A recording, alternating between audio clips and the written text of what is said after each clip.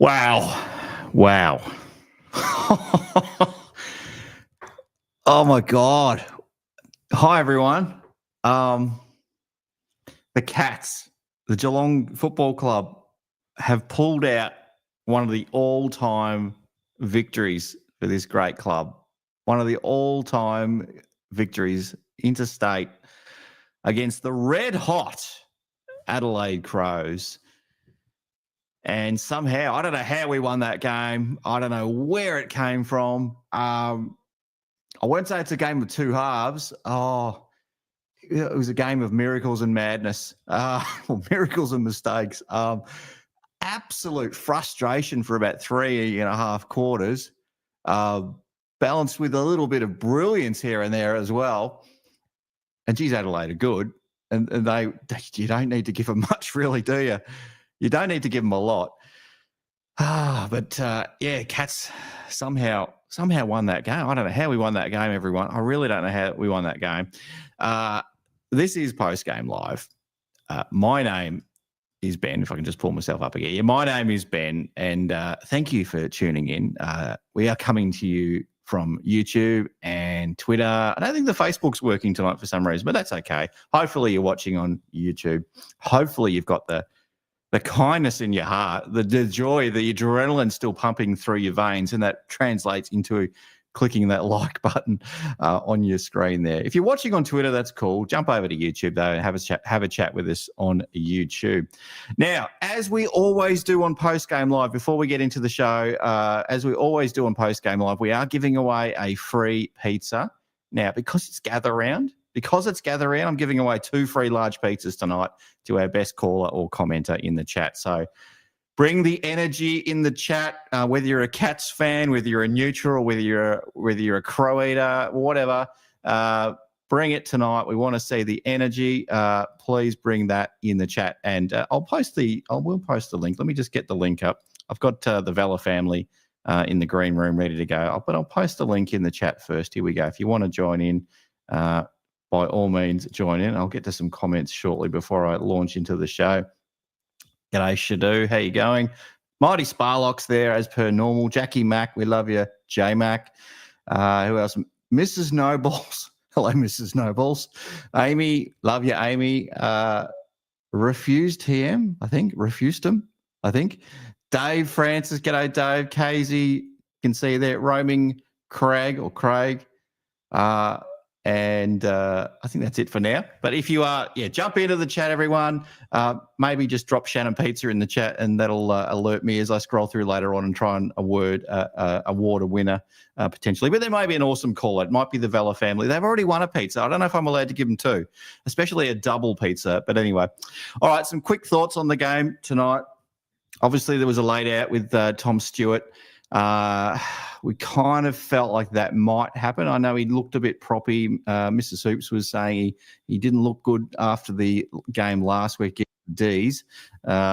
So hopefully he'll be right. Apparently a bit of gastro, hanging out with Mark Blitzarves a little bit too much. So that was a bit of a late out, but no Stewart, no Henry, no bloody problem. No bloody problem with this football club. How good are we? We're absolutely incredible. We found a way to win. Can we just talk about? I'm going to let the guests talk about it, but you bloody well better, if you come on tonight, you bloody well better talk about Tom Atkins and Patrick Dangerfield in that fourth quarter, or I'm disconnecting you. I am absolutely going to disconnect you if you don't shower praise on the man with the mustache. All right, enough of me. Let's get our first guest on. It's the Vella family. I'll take it. Hang on, let me just get rid of my little hosty thing there. There we go. All right, it's the Vella family. Hey! Woo-hoo! How about that? The umpires suck, but it doesn't matter. How good. I'm wearing the onesie.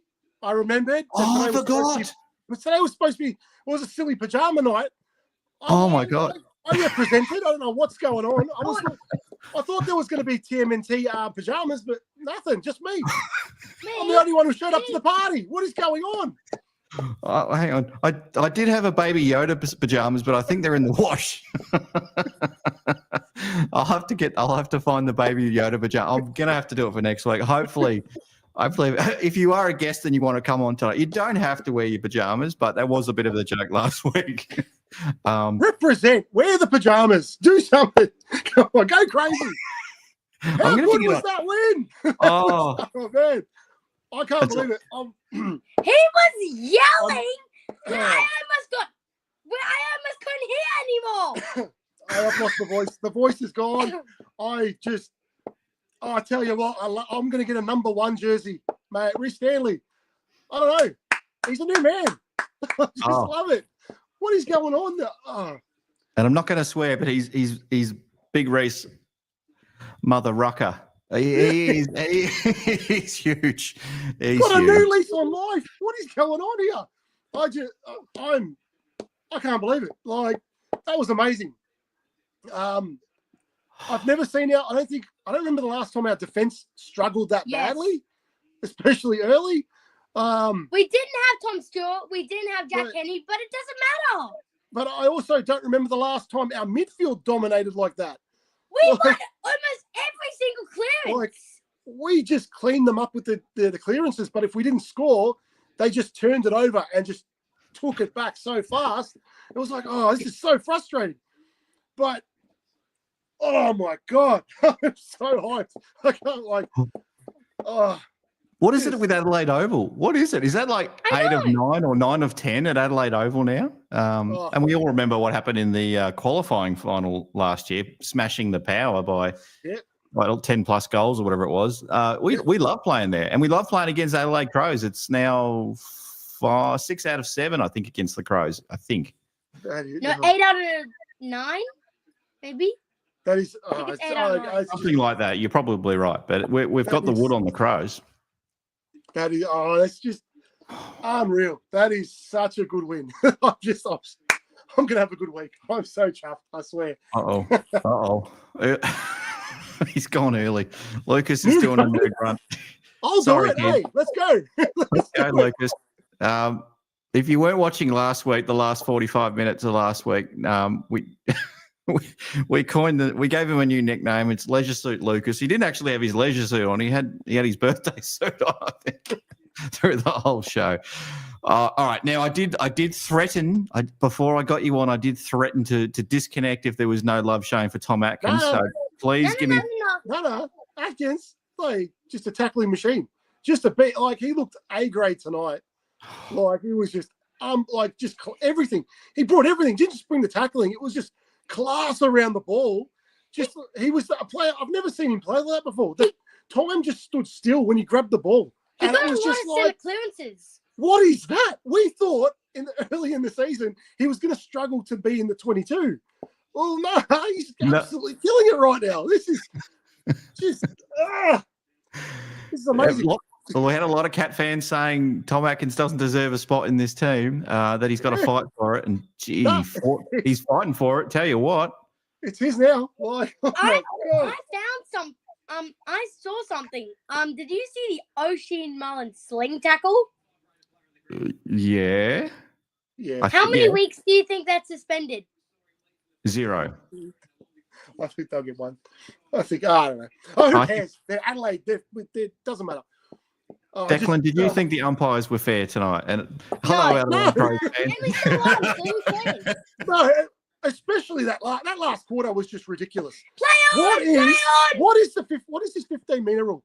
Just scrap the 15-meter rule and say, if it's not good for the game, I'm not going to pay a mark, because that's what they were doing.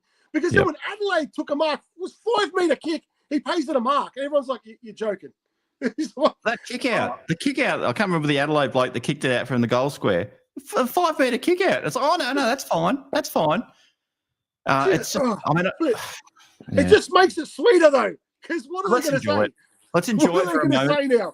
You got nothing now. The umpires tried to help Adelaide. The Cats are just too good. How good are we? We are. I mean, we were terrific tonight. But this is an amazing football club. They keep doing it. Yep. I don't know how.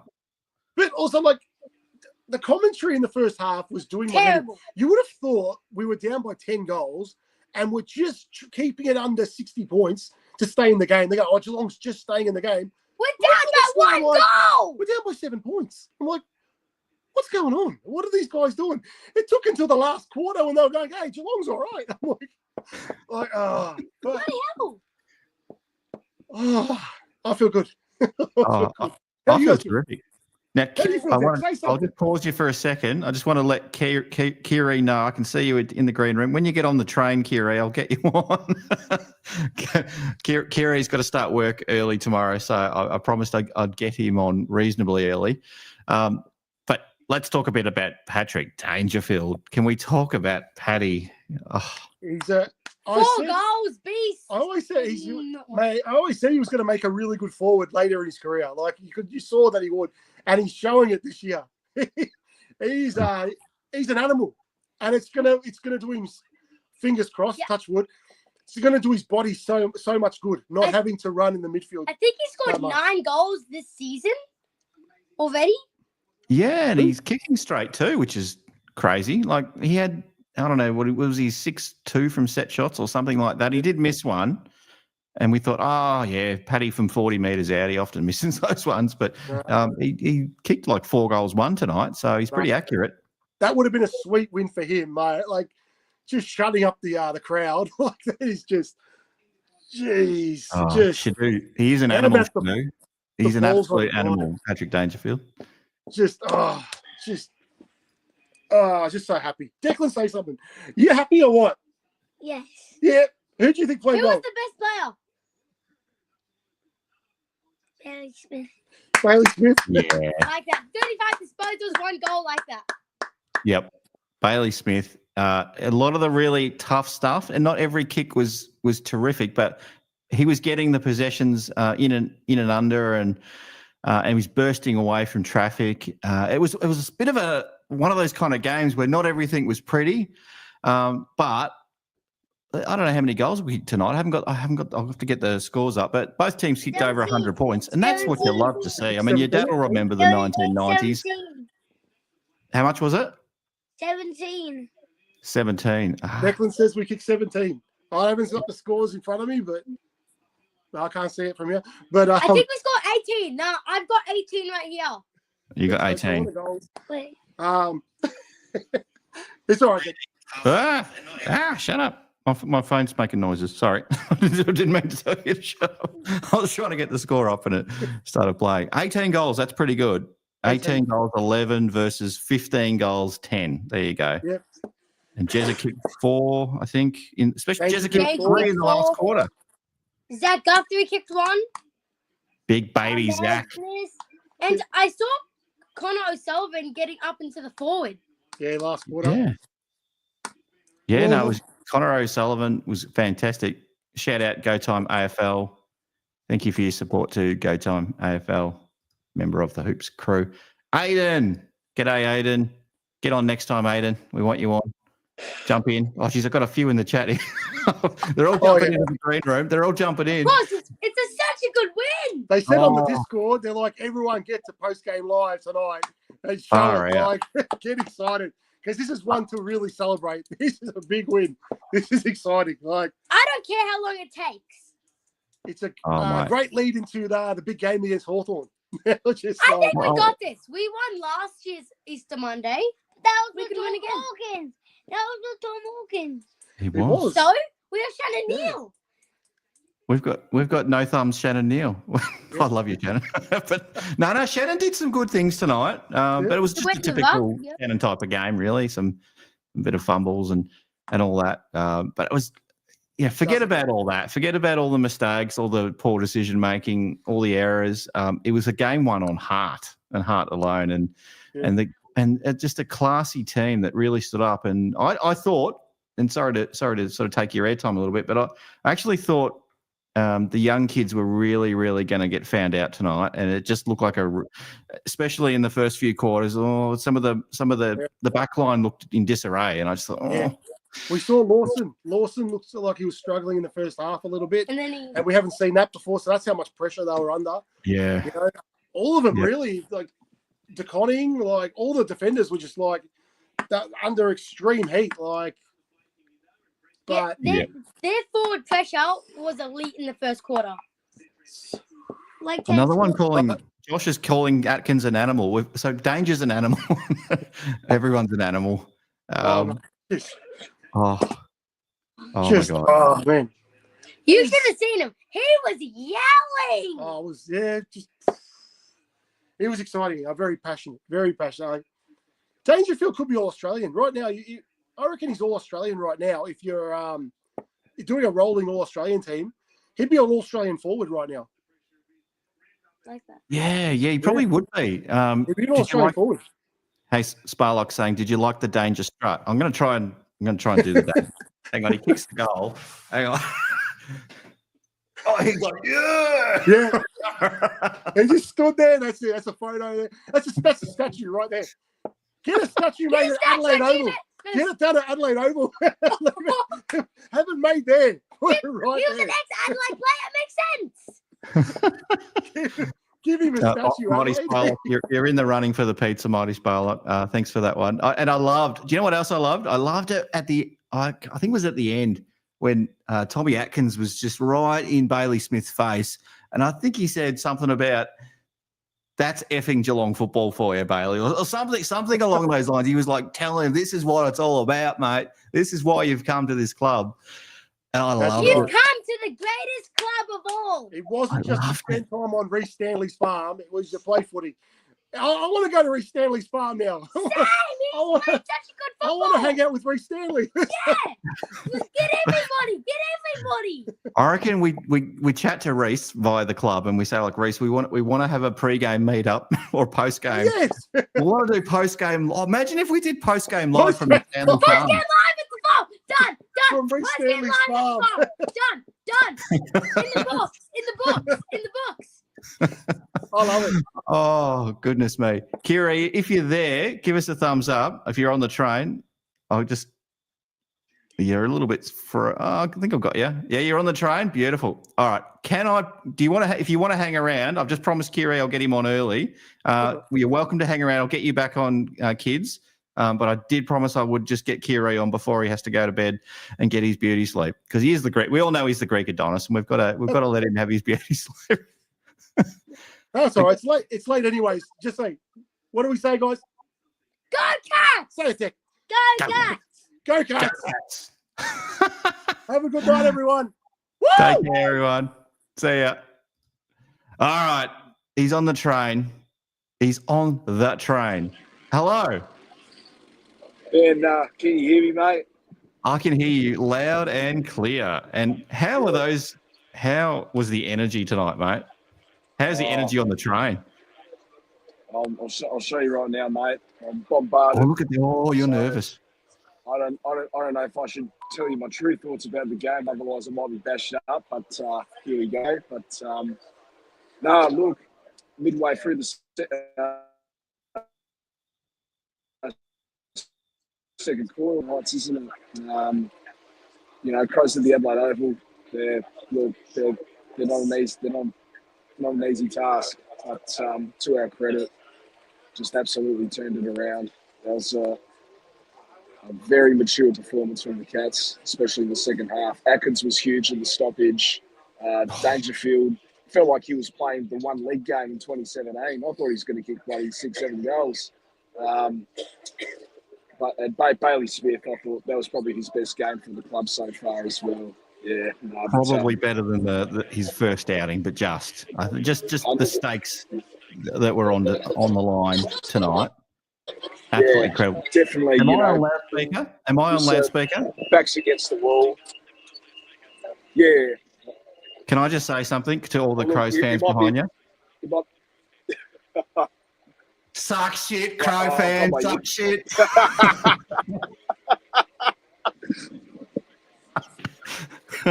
I hope I don't get you bashed on the train. Sorry about that. It'd be worse if it was a broad game then. The only thing the Crows fans will like about tonight is that we scored 119 points. They don't mind that number. I was saying that in the Bay as well. Like good tribute in South Australia too. So any Port fans at the game, but I hope you weren't triggered from that. So. But I wonder what those Crows fans thought about. Win, mate, so. I wonder what the Crows fans thought about Danger's performance tonight. I'll tell you what, it's been 10 years. Just get over it, honestly. Like, he's played more games at Geelong than the Crows. Yeah. You know? Just get over it. Suck it up. Honestly. Like, yeah. Far out. Will we get you? Will we get you on the Reece Stanley Farm tour? Post-game live at Reece Stanley's Farm. I haven't spoken to Reece and is it Kirsten or Kristen, his wife? I haven't spoken to them yet, but on the back deck at the Stanley Farm is where it's happening. We'll put up some hay bales, we'll set it up, and we'll get some studio lighting and all that. But we'll have we'll have to do it, mate. Tell me about a gather round this year. Is it getting better year after year? I mean, yeah, it's like, I think this is it was about over 50,000 at the game tonight. You know, heading into the ground, it was just jam packed. I don't know if you saw on my Twitter, like, yep, took me nearly half an hour to get to my seat. That's how packed it was. Like, it's probably going to be the biggest gather round yet. And it's only night one. Like, everyone's getting around it. It's just like grand final vibes, man. It's really, really good, and it'll be interesting to see how it's going to be at the Barossa as well. I'm not going to that, unfortunately. Okay. But it'll be nice to go to, that's for sure. And it's great. It's great. Surely next year, Ben. Surely next year. Are you going? Yeah, definitely next year. My brother's trying to get me there. I don't know if he actually went to Strathy tonight. He probably doesn't know who you are. He probably wouldn't have recognised you. I did say a bunch of supporters we're going to meet up at the Strathmore Hotel before the game. It was only me and Lucas. And his Serious? mother, who's a pro supporter. I mean, we were telling them. They're like, oh yeah, we'll come, but you know, but oh well, you know. Yep. Is what it is. Got the 4 points, you know, on enemy territory, and come. We're ready for Easter Monday next week. Oh, mate. Yeah, I'll definitely shift the thinking to Easter Monday very soon because we know, and if you're a true Geelong supporter, you absolutely hate Hawthorn. But I just want to. Oh God, I want to bask in this. I want to watch the replay 6 times. I actually want to have a bath in Adelaide tears. That'd be amazing. I'll just get the rubber ducky out and just fill the bath full of Adelaide tears, and that'd be just terrific. We got 30 points down tonight, mate. You probably have to be honest with me here and say, look, did you feel like it was curtains when Darcy Fogarty was lighting it up at Adelaide Oval in that second quarter? Yeah, look, I thought it was done. I thought we could at least make the score look respectable. But with the Crows, with their stacked forward line, and you know, Phil Ford, Fogarty, and Walker, I just thought, no, it's not going to be our night tonight. Like, everything he touched just turned to gold. But I don't know who was on Fogarty in the second half, but whatever happened there just worked. Like, because in the first he was just marking everything. Like, no one was on him. Like, I was like, what the hell are we doing, man? Like, Dilthorpe was quiet, but Fogarty was just lighting the house on fire. Yeah. Comment from Aiden. You're a brave man on the train. I keep waiting for you to antagonise some Crows fans behind you, but I totally respect the fact that you want to get off the train with your life. Port fans definitely wouldn't encourage you to do that. Are there any Geelong people nearby? Oh, look at them all. Look how sad they look. Hello, everyone. Smile. It's just a game. Follow the Hoops crew. Like and subscribe. All that shit. Oh no, sorry, mate. We don't want to get you killed. we definitely want finally, you. Finally found a seat. Bloody hell. Gee, all right. Hang on. What's Lucas saying here? Had to take off my Geelong Guernsey and scarf. Getting bad looks and comments. Disgrace for fan base. Now have to ride the bus topless. Aren't you with your mum? He's with his mum tonight. Put your shirt back on. Put your shirt back on, Lucas. Gee whiz. Oh, mate. He was in rare form last week. Absolutely. Oh, it's great. I wonder what he's going to be. I wonder what he's going to be now. Or you know what I said. You know what I said, Ben. I said if we'd win by 60 points, I'd take my shirt off. But that's not going to happen now. that's not going to happen. Well, Kiri in the chat's daring you to sing the cat song on the train. We are Geelong. The greatest team of all. Hey. No, we'll let you get off that train with your life. Oh, hang on, and Donatello's saying second verse too, please. No, we don't like the second verse, Donatello. Used to sing the second verse. I don't like it. No, put it in the bin. Stand up and fight. Remember our tradition. Something like that. It's rubbish. Nah, it's rubbish. Nah, terrible.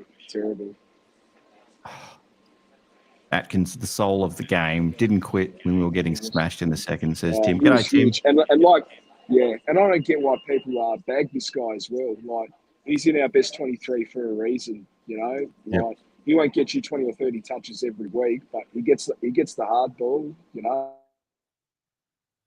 Yeah, no, he does. And he gives it more than 110%. Like, so Tom Atkins, another great performance from him. Yeah, you need the defensive sort of midfielders as well.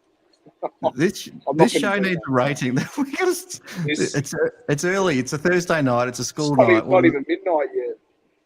It's a school holidays in South Australia at the moment. It is in Victoria and Queensland, I think. But not yet. I think there's another week to go. So, but yeah. Gene, we'll keep it clean, Gene. If the show goes over at midnight, if there's still enough people here at midnight, we'll see what happens. I don't know if Lucas is getting on. He might get on. We may also get some Adelaide Crow podcasters possibly jumping on. I know they're doing stuff after the game as well, so we'll see whether we get them on too. Oh, here we go. Jakey boy. How you going, Jake? Love ya. How good's the VFL stuff you're doing, Jake? It's bloody awesome. If you haven't checked out the VFL stuff, little sideways sort of plug for the post-game. Oh, not post-game live, the Patreon. I certainly do. It's very good as well. Like, without the chaps, I wouldn't get my VFL fix. That's for sure. Yeah. Oh, who else is doing VFL stuff these days? No one is. Not even the club. We love the Geelong Football Club, but goodness me, their VFL coverage is rubbish. Like, you don't know what's going on with the young guys coming through. So exactly. Jake's absolutely pulled it apart. Anyway, love you, Jake. And I've got Ethan from the USA in the chat. The man from San Fran in the chat as well. He says, "Are you going to other games this weekend? I'd kill to be at Norwood." Yes, I am. I'm going on the Saturday, the Carlton West Coast Spoon Bowl, and also the Melbourne Essendon game, and then Port Adelaide Hawthorn on Sunday night. So almost all of the Adelaide Oval games. I'm not going tomorrow night because I'm going to see Paddy and Jezza do a live show at the Norwood Hotel. They're doing nice. Yeah, nice cashy. Yeah. Bit of a cashy for them. Yeah. Shadu in the chat. And Shadu's always in the chat, everyone. So Shadu, one of our favourites, has noticed there's lots of new names in the chat and welcome new terms. Oh, I've noticed that as well, Shadu. So if I haven't read either, I'm trying to highlight as many as I can. But thanks for pointing that out. Stanley Army. If you haven't got onto the Stanley Army, we need to get the Stanley Army chant going on. It's like the Barmy Army one, but next. It needs to kick a goal first. It needs to kick a goal. He kicked one last week. But it was a little bit quiet there, so we got to get the people want to know who we are. All right, we'll save that one for the Hawthorn game. Shadu's got Danger, the votes for Shadu. I'll get your votes in a sec, mate, before I let you get off the train. Danger 3, Max Holmes 2, and Baz Lenker 1. And Shadu, I'm blocking you from the chat because you didn't show any love to Tom Atkins, and that's the rule. No, I'm not going to block you, but goodness me, give Tom Atkins love. Anyway, can I get some votes from you tonight, mate? Yeah, sure. So yeah, this is from the eye because didn't really have a chance to check the AFL app because the bloody reception was shocking. Oh, It's like bit like it's KP. like the internet. It's like the internet at Cardinia Park. Right? Yep. But anyway, so 3 votes. Bailey Smith. 2, I'm gonna give. I'm gonna give to Patrick Dangerfield. It's like I said before, it was a vintage 2017 performance on one leg. Yep. Up forward. And 1 vote I'm going to give to Jezza. He loves playing at the Adelaide Oval. And yeah, he was put back to his best footy, I thought, as well. And this is the Jeremy Cameron we like to see. This is why he's the best forward in the league. I'd love to see a Jezza masterclass next week on Easter Monday. But, you know, this is what I want to see from Jezza. I nearly changed my tip tonight.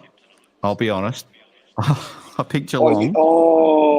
I picked Geelong. And by the way, Paul, if you're watching, you buried the footy tipping, the tipping point video with all the AFL 26 stuff. But that's done quite well, so we'll forgive him. But yeah, I did pick Geelong, which I was so nervous about. And I was driving back from Melbourne and just got in just before the bounce tonight. And I'm like, I've got to change the tips. I've got to pick Adelaide because Tom Stewart's out. And oh, my God. But I held true.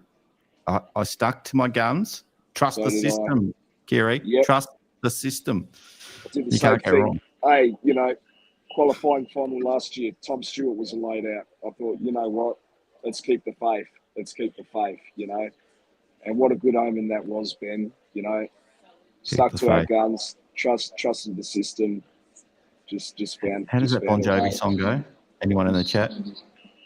Keep the faith. God, I can't do it. I'm not going to try a Bon Jovi song. I've done that before. I don't even know that one. Bloody hell. In the chat, sing along. Yeah. Someone Google the verse.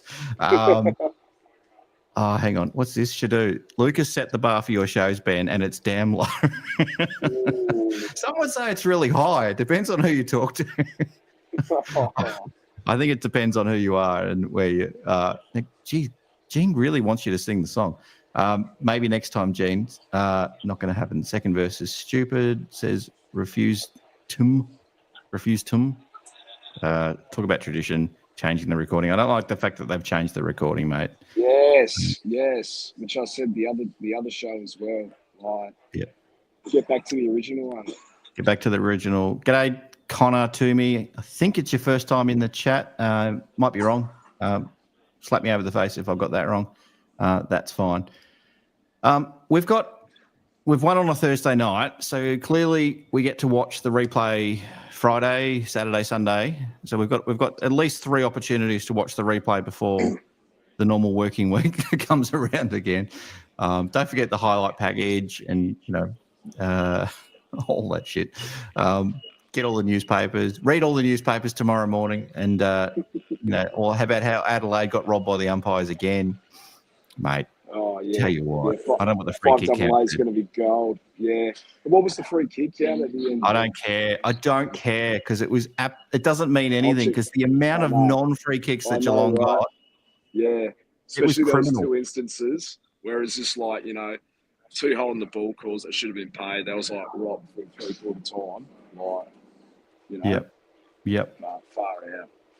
Yeah. But we got some at the end. Like, yeah. Bussy Sniffer. Hello, Bussy Sniffer. Lots of love for Kiri. Hello, Mrs. Bussy as well. Hopefully you're allowed to stay up late tonight.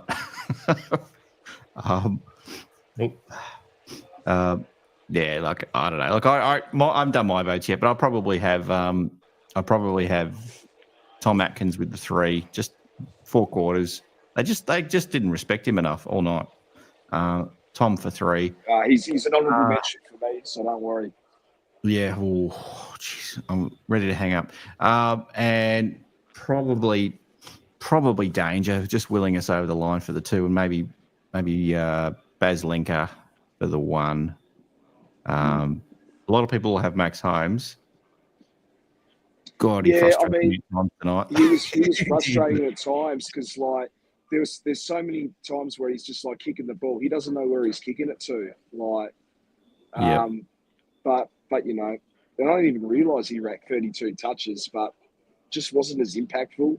But yeah, he has to clean up his kicking. That's all. I reckon Atkins missed about 5 tackles tonight. Ethan's saying we won free kicks by +2, but there was like a dozen holding the ball decisions. There was about I want to say at least 2 Adelaide marks over the boundary line in the third row. Yes. Yeah, absolutely out of control. Some of the decisions. Look, we won. Let's be happy that we won. Let's not dwell on umpiring. But goodness me, if we lost that, I was going to be blaming the umpires all night long on this story. day. I mean, I even tweeted it at 3/4 time when I had the chance to get a reception. They're getting there right after last week, honestly. And I saw this coming. Like, they even said it in the media on SEN throughout the week as well. Like, this was gonna happen after that controversial decision last week. Like, but we got over the line, like you said, Ben. Yeah, this would have been a different story if we lost, but move on, take the 4 points. Take the 4 points. Ruined Adelaide's season. Got a bit carried away, Adelaide. Sorry about that. You got off to a hot start, but we'll be there at prelim final. You'll struggle to make the 8. That's just how it goes. Chris Edwards in the chat. Geelong wanted it more in the last quarter. We turned up the pressure. G'day, Chris. Yeah, absolutely turned up the pressure. Mate, I'm going to let you get off the train and get to bed. No worries. What pajamas are you wearing to bed tonight, mate? Have you got your Power Ranger pajamas all laid out for you? Are you going with a there's only one Ninja Turtle pajama wearer on the show, and that's Paul. Mate, it's my Chicago Bulls PJs. Chicago Bulls. Yeah, I'm a Bulls man. Yeah. The Chicago Bulls. Yeah, and they're doing really well. They're going to make the play-in now. Josh Kiri's just absolutely balling at the moment. Ever since we traded Zach Levine, it's just given a lot of the young guys more opportunity. Doing so much with a ball dominant guard now out the door, and mate, it's just crazy how the NBA season can change throughout the year. We beat the Heat today as well, so going to be good. We're not going to talk about these guys today, but anyway, it's a Geelong show. They're done, mate. The Warriors are finished, mate. Sorry. Anyway, can't believe they dropped that one. If you follow the NBA, let us know who you support in the chat, of course. Mate, I'll let you go. I love you. And thanks for coming on. I didn't get your graphic up today. I'm going to have to just quickly pull the graphic up for you, but if I can find it. I don't even know where it is. There. Look how big you are on the screen there. Huge. Hey. Yeah, there it is.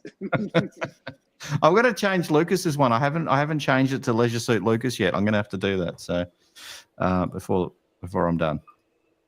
All right, matey. Drive safe. Be safe on the train. Thank you. Tell them we stuck it up them. No, that's Eddie Whitten. No, you won't like that. Good luck to the Sandful VFL side. You've won enough lately, though, so I'm hoping I think that's this weekend, don't they? The Victorian team plays. Nathan Kruger, Freddie's brother, he's getting picked in the side. He is. He's turned the corner. Mitch Hardy, maybe. I think as well. I think he might be because he's playing for Casey these days. So I think Mitch Hardy might be playing in that one. So all the Mitch. Any love out there for Mitch Hardy? I know there's a bit of love from the Vella family for Mitch Hardy. Yeah. Brendan, he loves Mitch Hardy. All right, I'll let you go. Yeah. I'm trying to. No worries, mate. We'll talk to you soon. I'm about to get off. Yeah. All right, buddy. All right. Take care, mate. All right, mate. Take care. Go Cats. Go Cats. All right, I'm gonna get Ben on next. But before I do that, I'm gonna see if I can run a poll here. How do I do that? Let me just run a poll. Start a poll. I'm gonna do. I want to get. This is for. I'm going to do it live for the Roll of Honor. So I want to know best on now. I'm going to start with Tommy Atkins. Throw some names in the chat for me, people. I'm definitely putting Tommy Atkins in there. I'm definitely putting Captain Fantastic in there. Let me know in the chat. Let me add. I've got 2 more names I can throw in here. Shout out. Come on, throw some names at me, people. Gout. I could put Gout in there as well. Mighty Sparlock. I could throw a bit of Gout in there. He did 9.99 wind assisted apparently. Yeah, Holmes. Oh, do you want me to put Holmes in there? All right, Max Holmes, just for the people. One more name. Need one more name. Cameron did nothing to the fourth. Yeah, I'm not getting Cameron in there. Baslenka. All right. Let's get Baslenka. Sorry if I've missed anyone, people. That is just the way it is. All right. Start the poll. Let me know. I don't know how long this poll's going to go for. Can I vote? I don't think I can vote on the poll. All right. While you're doing that, please vote. Throw some more names in the chat, though, as well. I'm going to get Ben on. And I'm just going to remove that comment. Beautiful. Here he is. Benny boy. How you go? Good, mate. Wow. What a win. Just some non-footy things before we start. You were saying about the NBA. I go for the Denver Nuggets, and a week away from playoffs, we're fourth, and we've sacked the coach. What's going on? It'd be like us. Yeah. Imagine, like, in AFL sense, like, we're fourth with a couple of rounds to go, and the club being like, we expected you to be top by getting rid of Scott, and then Kingy becomes coach or something. And yeah, well, on the eve of the finals, finished second, and see you, Chris, you've done well. You've taken us on a couple of premierships, but we wanted a 20-win season, not a 19-win season. So off you go. Thank you very much. Toodaloo. Crazy. But yeah, Denver's struggling. Sorry, mate. They're going to, without Jelena Jokic. Nikola Jokic. They're no good. They're no good. They're a one-person team. But talk to me about the Catters. Yeah, I really thought we dominated in the midfield tonight, something that I feel like we haven't really done for a while. And when I heard that Tom Stewart was away out, I wasn't really that nervous because I thought, if we can just get on top in the midfield and forward line, we should be okay and shouldn't really have to worry about that. Yeah, I mean, I don't know. There's certain games where, I wasn't as concerned about Jack Henry missing, even though he's the best mark in the comp before Zach Guthrie put him in his place and took over that mantle. But I just thought, this is the kind of game where Jack Henry just does silly things. He just makes mistakes or miss kicks. He's great, though. Like, he's been fantastic this year. So I was thinking, Blitzarv's down back, DeConning down back, Mother Rucker, Reece Stanley, taking ruck duties for the rest of the foreseeable future, if you ask me.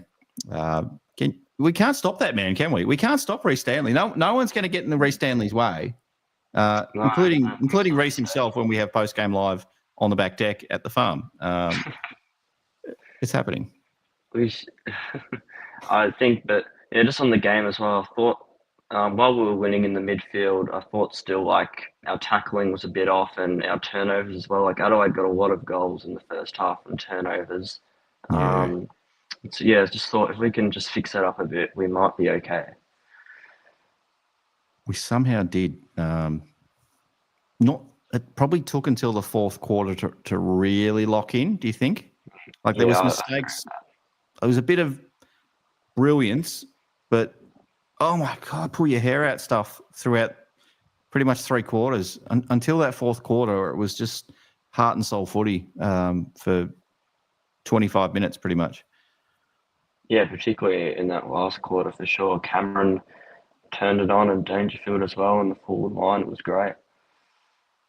Yeah, it was just absolutely insane.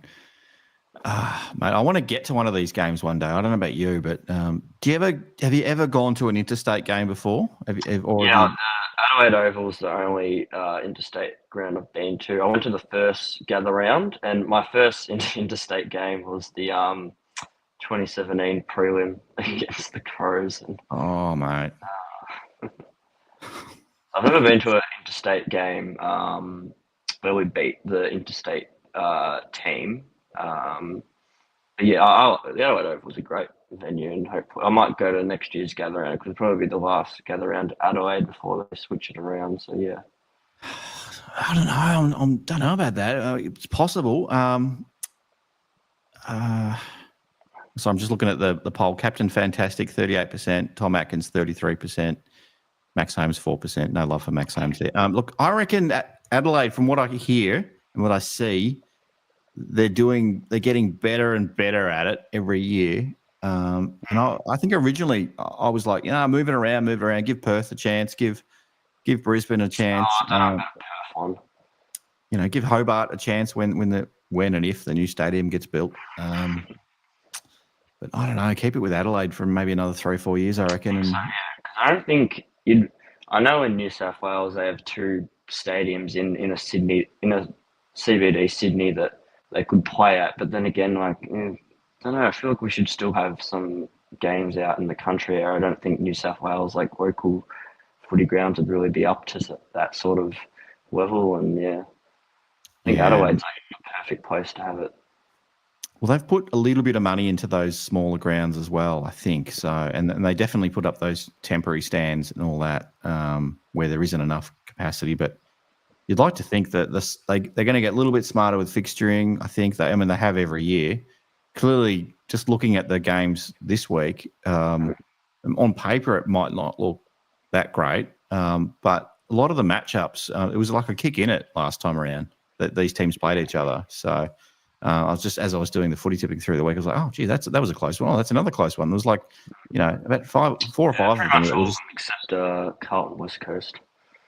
Exactly, yeah. That one, maybe another one which was like a 40-point win for someone else. So, hey, Renegade from Manila, thriller in Manila. What a ballsy second half. Danger was a beast. Now, Renegade, how many beers have you had so far? He loves Manila. I reckon 3 times a year he's flying over to Manila and he just lives at the bar there. Let's get if you want to follow Renegade on Instagram, it's Simon Reviews Beer. I think it's something like that. Anyway, you're welcome to jump in the chat to Renegade if you want. Ireland and Manila post-game live has gone international. Ireland could be a bit far away. We've got American viewers. The person who comes on, Ethan. Sorry, Ethan. I couldn't remember. Ethan's been waiting a while. He's been very patient in the chat. You're on next, Ethan. Don't worry. And DJ, I can see you there, DJ. I can see you down the bottom there. DG, sorry, not DJ. Hang around. I'll get you on. And Chris, I got you there as well. Hopefully you'll hang around long enough. Hawthorn next week. Thoughts? Yeah, looking forward to it. It's going to be great. I reckon next week what changes for next week? I'm not really sure. Of course, Stewart and Henry won't come in, but Stewart will probably for Mullen, I guess. Stewart will be about 3 kilos lighter, apparently. Yeah. Might have had a couple of trips to the potty. I guess. Potentially, Ollie Wiltshire debut. That's my call. But a maybe. I don't reckon you're far off. Do you know why? I reckon you're close. Why? Shawnee Manor. I don't know if he's cutting it in the couple of games back. I could be really. Yeah. It was just a bit of an off night for him. He was really good last week. But he's still 27, his second year. It was just an off night. You never know. I think Stengel should be right, but he looked a bit sore, I thought, at times, Stengel.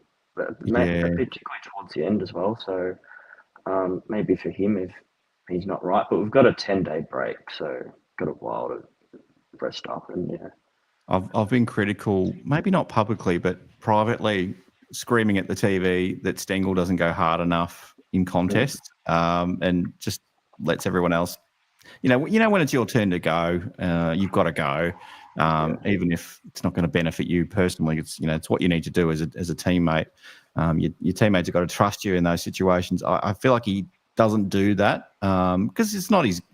You want him to sort of be that goal sneak and get on the ball, and he's not going to be able to do that if he's on his knees. But sometimes you just have to throw yourself at a contest, and he did tonight. And maybe he shouldn't do that anymore. I don't know, because I don't even think they hit him that hard. But maybe I'm being too harsh on the fella. It just didn't look like it was that hard. What's with all the love for Renegade in the chat? I'm huge champ. Renegade, you're so hot. 5 beers in for Renegade too. Stengel needs a rest, says Aaron Beard. I wonder if Aaron's got a really big beard. Do you reckon Aaron's got a big beard? I don't know. Let us know. How long is your beard? Or maybe you're clean shaven. That's unlucky. The last name Beard. Colo back next week. Bussy says. Yes, maybe, perhaps, yeah. Twos or one? 2 begins. I Maybe reckon one. in the one. I reckon be in the Ragoos next week. Yeah, okay. Yep. Renegade, Ethan wants to slide into your DMs. Ethan wants to watch your Instagram. Share it in the chat. Ethan wants in the DMs. Just something on the game as well. Yeah. I did message a mate during the second quarter, and I regret this, and no one hate me, but I said, "Is Cameron is washed?" And just, I'm sorry, Jeremy, if you're watching. I'm sure they'll be watching for sure. The players. That's all they do after the game. Chris Scott. The reason why Chris Scott brings them into the room is because that's where the big screen projector is, and that's what they put on post-game live. Hey, Chris, love your work, Chris. Yeah, no, that's what they're watching right now. And they've got all these. Shadu is actually is Ollie Dempsey. G'day, Ollie. Shadu's the burner account for Ollie Dempsey. I know Cameron was great in the last quarter. Really, won us the match. Won us the match, I guess. Yeah, he did, didn't he? I thought Paddy was probably the man. Again, how many times have we said that this year where he stood up? Yeah. Especially at Adelaide Oval. Goodness me. What did you think in the chat? Shadu's talking again. Sorry, Ollie Dempsey's burner account is saying people either love or hate Ollie Henry. He's confusing to me. Seems too hot and cold. What do you think about Ollie Henry? Ollie Henry. I think he's. I don't know. He had this same sort of patch last year. It wasn't really that great. I thought tonight. I think he'll still probably play next week, I guess, because I think he usually plays well against Hawthorn. Yeah, I think the last few times he kicked 4 last year against him and came on as sub last year and did well. I remember that Easter Monday game 2 years ago where we were down against Hawthorn. I think he came on as sub and kicked 3 goals or something. He was great. So I think he'll still play next week. But yeah, I'd keep an eye on him at the stage to lift a bit. Kez, g'day Kez. Kez P says Ollie Henry can have a spell in the twos to get some pace back. Someone with the hunger to chase would be much preferred. Thanks. I'm not sure who we'd bring in. Seems like half of our VFL side's injured at the moment, if not more than that. Yeah, like our whole draft classes last year is like all injured at the moment, except for I forget his name. Sorry. Polkinghorn. Yeah. He's number 2, isn't he? So. Yeah. Yes. 2 is old number 2, which is easy. Possibly, but Patrick Retchko has been okay. Ollie Wiltshire, who's been emergency for a couple of weeks, maybe 2 or 3 times. I think he's been emergency now. So yeah, I heard today he made a late dash to Adelaide this morning. Really? Yeah, it was reported by Mitch Cleary. Okay. I guess because they knew Stewart wasn't going to be out, so if anyone else got injured, to be there as well. And he's not playing in the VFL state game, so so probably Polkinghorn, number 1 in Sheboygan. For anyone who's watched Home Alone, Polka. I don't know if anyone knows what I'm talking about. Polka King of Sheboygan. Jezza was fired up in that last quarter. Says, oh no, hang on, it's Baslinker's world and we're living it. Sorry. First time feature. I don't think we've had first time. First time. First time says Jezza was really fired up in the last quarter. I think our boy is back. Yeah, it's good that he probably kicked those 3 goals in the last quarter because he can draw on like momentum. That momentum leading into the next game, I guess, instead of like kicking 3 in the first and then doing like nothing really for the rest, and you have that sort of like momentum into your next game. So I think that will really work for him. Do you think George Stevens will play this year? Yeah, I think at some stage he will for sure. He's got to. Like, I know, like people saying he's like Mitch Hardy, a bit concerned, like with his pace. But then again, George Stevens, he's in his second season, isn't it? Yes, I think so. Yep. So yeah, I think he'll get a game at this stage. It's probably why they didn't play Hardy, because Hardy was about 28 or so, and Hardy definitely deserved a game throughout last year, but it just didn't happen. And yeah, but hopefully George Stevens will get his chance. We don't do a post game without many references to Mitch Hardy. So long may that continue. Eventually, we'll have to get over it. Maybe we need him on. Does Paul just still does his show with behind the play? Is that what it is? Yeah, but we're just trying to lock in dates for that at the moment. So I've got a couple of episodes. That'd be a good episode. It's really hard to get. Like, we'd love to get players to come on, but I kind of I'll tell you the story, and I'll get Ethan on shortly because he's been waiting a little bit. But we reached out to the club reached out to us actually, because we just probably bombed off the players on Insta with requests to come on not post game live, behind the play, and then it was probably maybe too aggressive, and so the club said, "Oh, you might want to just pull up on that a little bit and maybe just contact us directly." So I'm like, "Oh yeah, fair enough. We'll start doing that." And then, but yeah, since we've been trying to contact the club directly, they've been giving us donuts. So that's okay. We get it. You got to control you got to protect the players as well, and we totally understand. But yeah, look, a lot of them have been pretty keen to come on. It's just that we're kind of hesitant to sort of reach out to them now, other than just sort of commenting on their Instas and not sort of reaching out through the DMs like everyone wants to with Renegade for some reason. Chris Scott episode. That'd be fire. Mate, if I could get Chris Scott on, Matt, if I could get seriously, if you're watching in the presentation room at Adelaide Oval at the moment, any Cats players, and you want to just grab your mobile phone for a second and jump on, by all means, I will post the link in the chat. Here we go. Anyone else want to use this link too? If a Geelong player does come on, you're getting bumped. Sorry, Ethan, I'm bumping you if Tom Atkins decides to come on. I'm bumping you. No, that'd be great. Imagine if Lawson Humphries decided to jump in for a quick chat. How cool would that be? Geez, I would pass out live on the stream if Tom Atkins jumped on. Mate, you'd have no idea.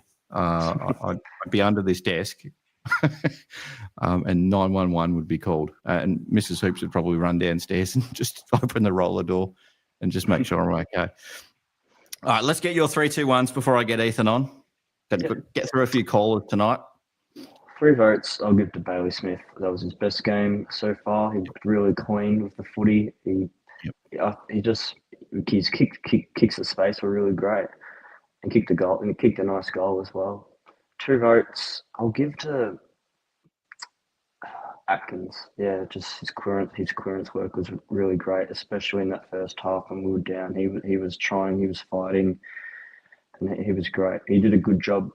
Rankin sort of late did well, but in the first half, I reckon he stopped Rankin while the Crows were getting on a roll, and him stopping him probably stopped Adelaide from getting more on a roll than what they did, really. And I'll give 1 vote.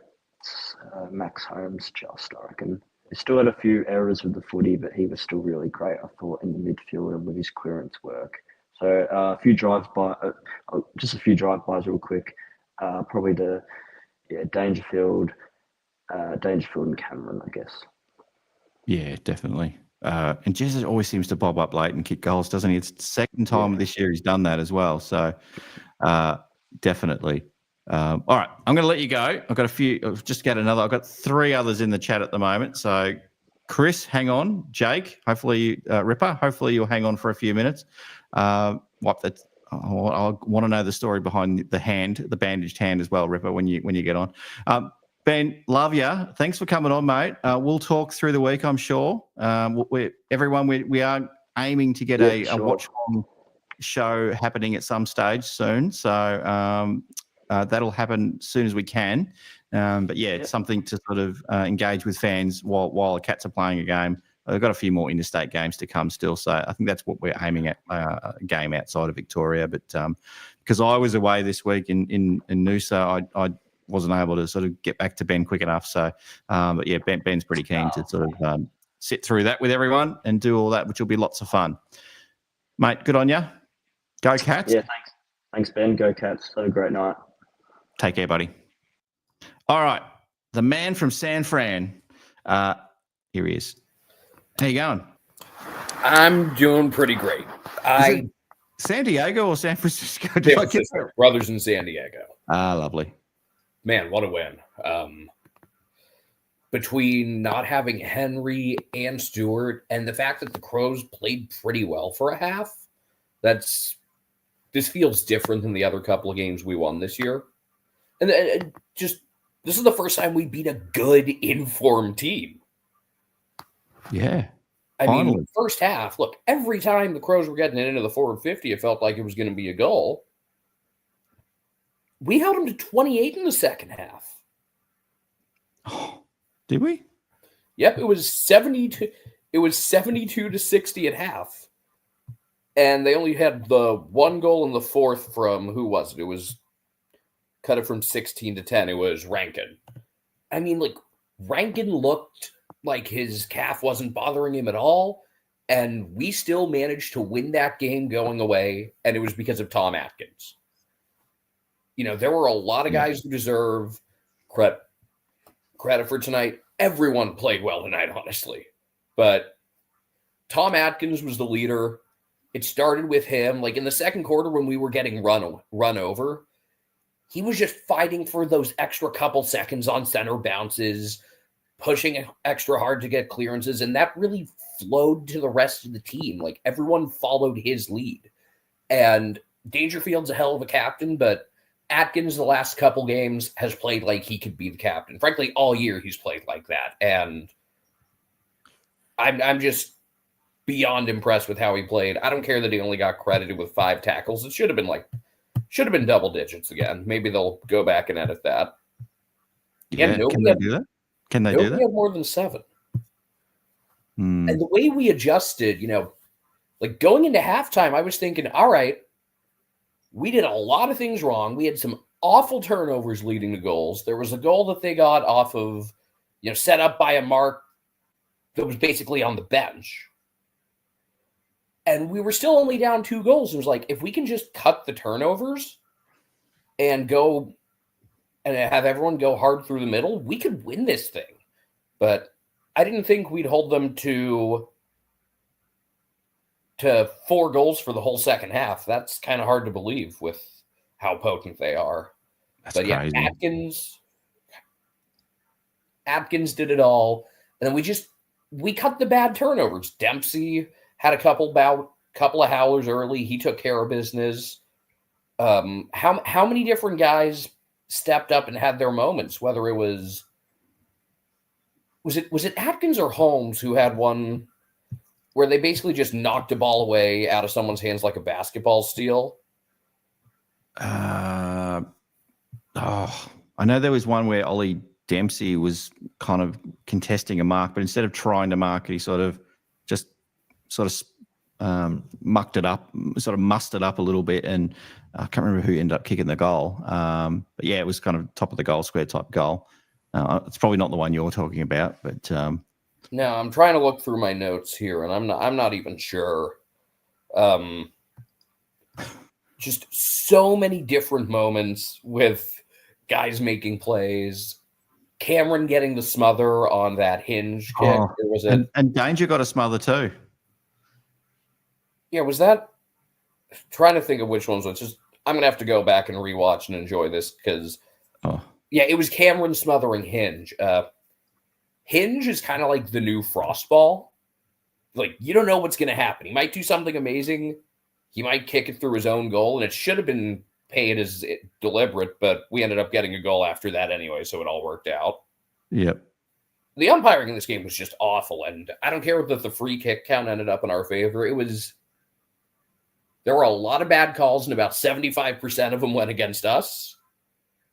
We couldn't get a holding the ball to save our lives for most of the game. Did not matter. Also, I'm sorry, there should be like a booing soundtrack in the background for this entire show. Somehow work that out. I haven't got much in the way of sounds at the moment. Background music. No. It's funny because the Crows fans I've interacted with online have all been wonderful. Like some of my absolute favorites. Oh, Crows fans are awesome. Like, I mean, maybe some nuffies in the crowd, but yeah, their actual crowd just through TV is just obnoxious as hell. Yeah. I really hope I can make it there for Showdown. That's what I really want to see. That's got to be insane. But man, I'm just, DeConing going back and getting that late spoil. Bailey Smith playing a pretty good second half. He was a little frantic at times, but still got it done. Max Holmes ended up racking up huge numbers. Zach Guthrie had a few really key moments. That was a complete team win. And the most rewarding thing is seeing a couple of guys who I had been really harsh on playing well. Jack Bowes, I thought was just atrocious the first 3 weeks. He was better last week. He was outstanding tonight. He was kind of, through that first half, he was one of the ones standing up with Atkins. And then, Reece Stanley back-to-back weeks. I know hitouts. I'm looking at it. Hitouts ended up favoring the Crows heavily, but really didn't matter. We ended up on top of clearances. And I thought, outside of just hitouts themselves, Stanley totally outplayed Riley O'Brien. I didn't look at the stats with Reece Stanley, but I was just looking at the eye test, and I thought, Reece is competing. I didn't. Maybe he's not winning every hit out, but I didn't feel like. The Adelaide ruckman escaped my O'Brien, O'Brien. I didn't feel like he was having a significant impact on the game at all, and that's really all I've ever expected Reece Stanley to do. Just neutralise in the ruck. We just don't need to get. If we get smashed in the ruck, we're in trouble. But since Reece has come back, tell you what, hopefully he stays fit. That's probably the big one because, that means sending Sam DeConning into the ruck again. And we could be without Jack Henry for a little bit. Colin Jasny, 1 week, 2 weeks. That's been the case for 3 weeks now, pretty much. So who knows when Kay's coming back. I'm not going to worry about that stuff tonight, though. Saw O'Sheen was icing his hamstring late. That's something to think about in a couple of days. We have not quite a bye, but we've got a week and a half before we play again. There's some really fun games to watch this weekend. I'm excited to see what that Adelaide Hills, Barossa Valley venue looks like. I think both the games at Norwood are going to be great. And it's so nice to enjoy these games after we not only handled business, but grinded it out. And I thought Brendan and Bianca and Declan were spot on, talking about just Atkins' impact. I really think he was the one who ran that game. Like, everything stemmed off of him, even if he wasn't the highest ranked guy on ground. Looking at the rankings from Champion Data, they've got Holmes as our best, then Close, then Smith, Cameron, Dempsey, Danger, Zach Guthrie, who was quietly just his usual self. And then you get down to Atkins, who out of all of those contested possessions only had 1 turnover. That's insane. 1 turnover. I was surprised how effective Max Holmes was because he looked like he was butchering it a lot. But first half, he looked a little, everyone looked a little out of sorts first half. Brian looked like the heat of the game, the pressure was getting to him. O'Sullivan had a couple of those moments. Lawson did too. And then second half, those things all improved. Everyone started sticking tackles better, like Mana in particular. Mana had a couple of really poor tackles first half that led to goals. Lawson had one. And that all improved second half. Lawson Humphreys' first half was rough. Second half, much better. Agreed. And it's not to say, I didn't think the Crows played that poorly second half. You could tell, though, that extra day that we had to rest versus them, extra, 18 hours or so, it made a difference. It definitely made a difference.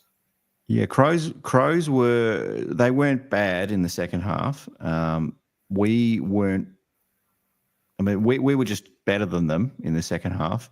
But you could say the same was true for us. Well, like we made it. I was getting frustrated watching it because I was like, we're making so many mistakes. But I was also like, had the presence of mind to say, yeah, look, Adelaide's playing really, really well. They are playing terrific football, and I'm getting stressed and frustrated because we can't make a single mistake because they punish us every time. And I think they kicked 5 goals from turnovers at one stage. Yeah, and it was annoying. Yeah, I was freaking out. I was like, "Come on, Geelong!" But we kind of flipped it. We were the team that Adelaide. Every time Adelaide made a mistake, we were punishing them. We were getting our hands. Yeah, I got a couple written down right here. First goal of the second half. 17 seconds in, that was off of O'Brien fumbling off the center bounce. We had again the ones we smothered. The Cameron smother on the hinge kicking was just awesome. Jeremy Cameron fourth quarter looked like the Jeremy Cameron we're used to. And then the one where Laird has the free kick, Danger smothers it, and Jez gets the goal to cut it to 2. Just had such a good team performance. And I think, it felt in that first half as we got down 30, like they were out hustling us and playing harder and just more fired up, which, we felt that at times for most of the first 3 quarters of the St. Kilda game. And I really think the guy who got that all going and set that tone, I'm going to keep saying it, Tom Atkins, he was the one. He's the man. Tom, I've always loved Tom Atkins. Absolutely, I loved him, but it's gone to another level tonight. The game that we all probably remember, where Tom Atkins arrived as one of the most loved Geelong players, was that Richmond game where he got that clearance late with a minute or 2 to go, burst out of the middle, and then Jack Henry ended up marking it and kicking a goal, put the Cats in front. That was the moment where Tom Atkins arrived. But this, for me, is the second game, which I'll remember forever from him. It'll be like those 2 games, just like, oh my God, Tom Atkins, have all my babies. Incredible. If you told me to start doing Aztec style human sacrifices, no hesitation. Axe does a lot of grunt work, which goes unnoticed. Absolutely. And he's done it for a long time. And when he's had 19 possessions and, tonight, for some reason, the Adelaide Crows paid him no attention.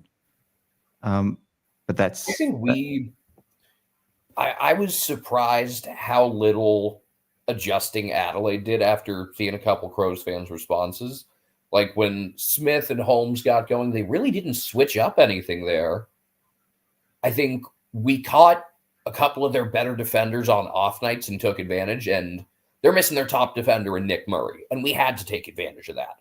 The Suns did last week. We did tonight. You have to, When a team's missing a good player, you got to jump on that, and we did.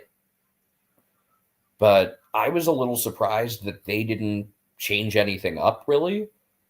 And, they subbed out Scholl pretty early in the third, and I like Scholl. I know he didn't have a very good game tonight. He was very quiet, but I like him a lot. I think he can really stretch the field, and they could have used that in, as it was an up and down game and some of their guys were tiring. Yeah. I thought for a moment we were going to get out-coached where, they had one where, who is it? I think it was Taylor right after he had come on where he was, waiting right behind the ruck contest to get the ball tapped to him, which is something that other teams have gotten us on. And then when they moved Miller back and right away he leads this whole attack forward to get him a huge goal, I thought, oh, geez, there's the swing back. And instead, we counter that and just... I'm not going to say the Crows didn't want it tonight, but man, there was a lot of heart on display from our boys tonight. Well, probably. The other game that comes to mind where we've showed as much heart, and maybe I'm missing a couple, but I'm going way back here. Ethan. The 2009 grand final. That was all heart when we beat St Kilda. This was another game that was all heart. Like, it wasn't pretty. I mean, yeah, it was a high scoring game, but it was just grunt and hard work and just will. I couldn't believe we won this game. I couldn't believe we took over in that fourth quarter. I was shocked what happened. Just the way we just persisted and just kept driving that effort all the way through, led by absolute champions of this football club. I know a lot of people have said in the past, Tom Atkins could be captain. And look, he probably could be. He's just probably always sort of, at least in the most fans' eyes, a bit of a fringe player, even though he plays every week. But will he play for the next 5 years? Probably not. But it's just, I was just amazed by the amount of heart and will and intensity this football club showed tonight. Yeah. Couldn't be prouder of them, really. And that was what was missing in the two losses. And I said early fourth quarter, I'd be really pissed if we lost this one, because if we played like this against the Saints or Lions, we win those games. So it would have been really frustrating for this to go to waste. And we would have had to look back at a couple of early turnovers and a couple of stretches where we were flat. So this was a performance that deserved 4 points. And I'm really glad that they made it happen. God, yeah, to win out of state in that atmosphere. I mean, it was, through TV, it was loud. It was fun. Down by 30 points, win by 19, 49-point turnaround. Interstate. Biggest game of the year. I thought like, oh man, we're going to go into the third quarter and I'm a little worried that we might, give up 5 goals, bang, bang. Like Phil Thorpe, Walker, and Fogarty all get theirs, and that's just the point of no return. And instead, we got the first 1, 2, 3 of the quarter. We did catch a break where they had missed a couple that I thought they'd hit. We did a pretty good job on Phil Thorpe. Yeah, we actually did. Fogarty got us, and Isaac Rankin was a bit proppy all night. So Rankin, if you told me that Rankin was a game time decision, I would not have believed it, because he looked sharp.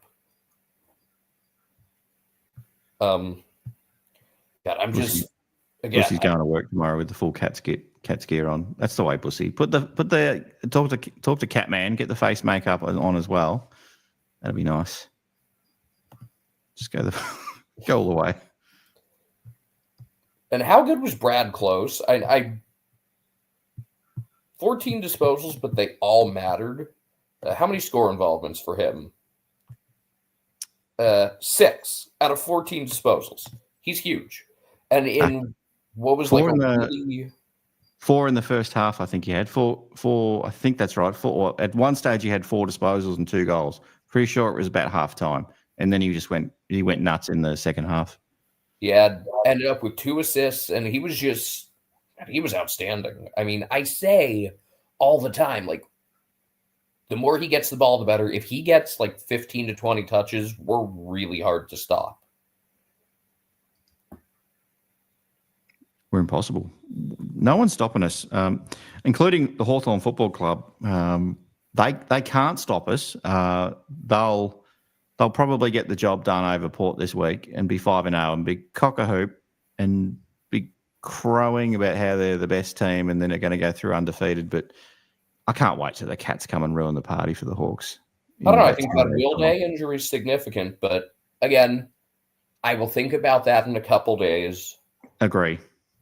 We're about to enter this stretch of 3 straight games against the most insufferable teams possible. I mean, Hawthorn, Carlton, and Collingwood 3 in a row is... God, that's pretty brutal just in terms of fans you got to deal with. Yep.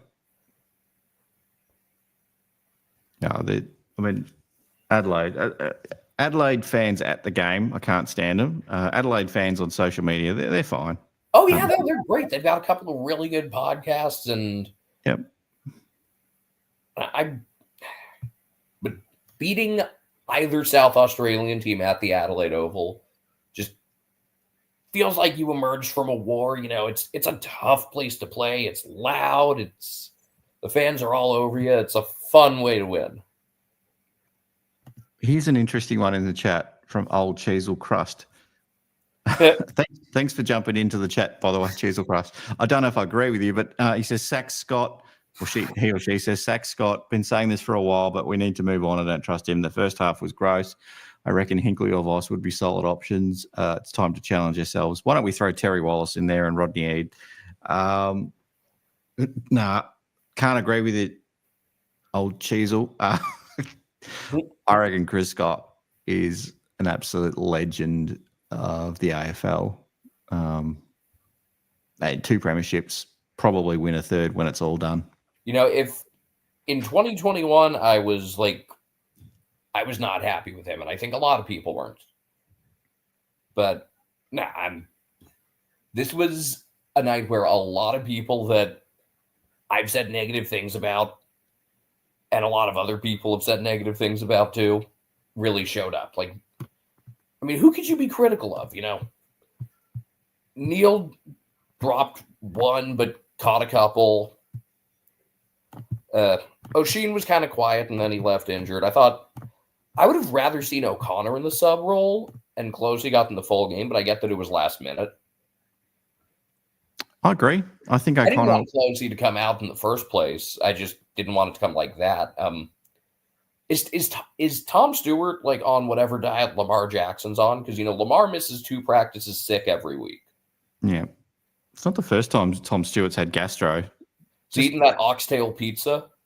He's eaten at what's it called? Feast at for anyone living in Geelong, the Gateway Hotel in Norlane or Corio. There's a buffet called Feast, and I'm sure it's. Don't go there, Tom Stewart, anymore. Stay away from the buffets. We used to have a restaurant called Smorgies in Geelong as well. Anyone who's from the area would know Smorgies, and the Magic Seal that for some reason loved Gary Ablett Senior. This is probably going way over your head. I apologize. And I'm Googling this as we go. Seal, you guys don't have Chipotle Salty the there, Seal from Smorgies. I think it's Salty the Seal. Shout out Salty the Seal. And maybe we'll do post-game live from the old Smorgies venue if they let us one day. But you guys don't have Chipotle, do you? Isn't that like a sauce or something? I think. Well, no, it's a fast, casual, sort of Mexican. I'd say it's more Mexican inspired, but they do burritos and burrito bowls. And anytime an athlete gets sick, the automatic assumption is Chipotle. But I guess you guys don't seem to have it. No, I think he's probably been hanging out with Mark Blitzarves too much because, Blitz had gastro the week before, so yeah. He's got it off him. Or they're they're eating out of the same buffet dish or whatever. Stop going on buffets, Tom. Get away from the buffet. You don't need it. Even though, I don't mind a Smorgies buffet. And stay away from Feast. Shout out. Well, no. Don't get your takeaway from Feast. You can't get takeaway there anymore. I think it's too bloody expensive. I can't remember what it is to go there. Anyone living in North Geelong, the northern suburbs of Geelong, will know exactly what I'm talking about. Voss is this era's Gary Ayres, says Jackie Mack. I was thinking about Gary Ayres today. He took us to the 1995 premiership and, very topical, was coach of Geelong in 1997 when we were talking about getting screwed by the umpires. That Lee Colbert mark that wasn't paid. We finished top of the ladder that year. Probably our best shot at a premiership in a while. And, killed us. Anyway, rant over. Anyway, this is going to be, it's going to be nice just sitting on this one for a while. Again, I feel like I'm repeating it, just how many guys stepped up and had their moment. That was a mature win. That was a finals type atmosphere. was an absolute classic. I don't know if it'll be the best game of the year when it's all over because we've only had 5 rounds of football, but it's a classic, an absolute classic. And you know what? I was thinking to myself at halftime, like on one hand, they might just, like I said, they might just come out and run through us, and we start the second half on our heels, and it's like 5 goals like that. But I was also thinking, their midfield's not that great. Soligo's been good, but we knew we could have gotten on top of them on the midfield, and we did. Yep. And yes, Sniffer, you can absolutely buy me a Geelong dressing gown.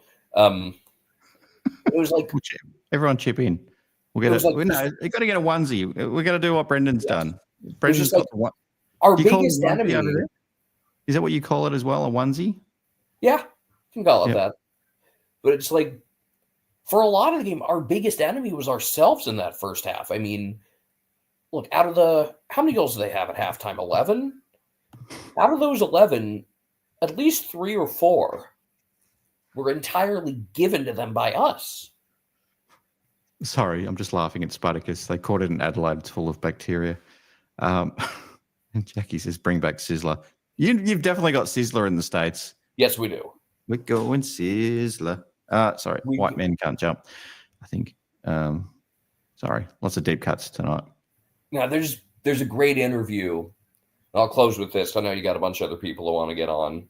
But about 20 years ago, Marshawn Lynch was in high school in Oakland, and like the local high school sports show interviewed him after his team won the championship. And he says, man, I'm broke, but I'm going to take my O-line out to Sizzler.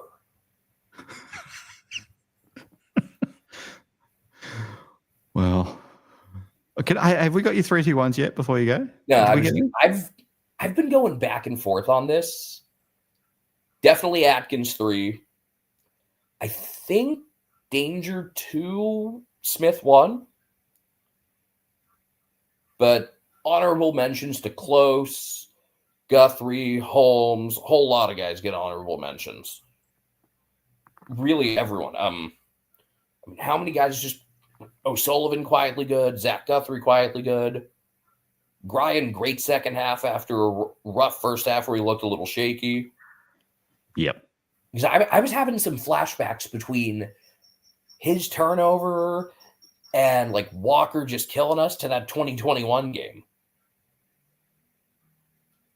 And that one. Yeah. The only game they've beaten us in a long time, I think, that one. By the way, that was the moment I knew like I am a serious committed fan, because that game really pissed me off. And just, man, again, to beat like an informed, good team that could have easily come in at 4-0. They did not lie down for us. We earned that.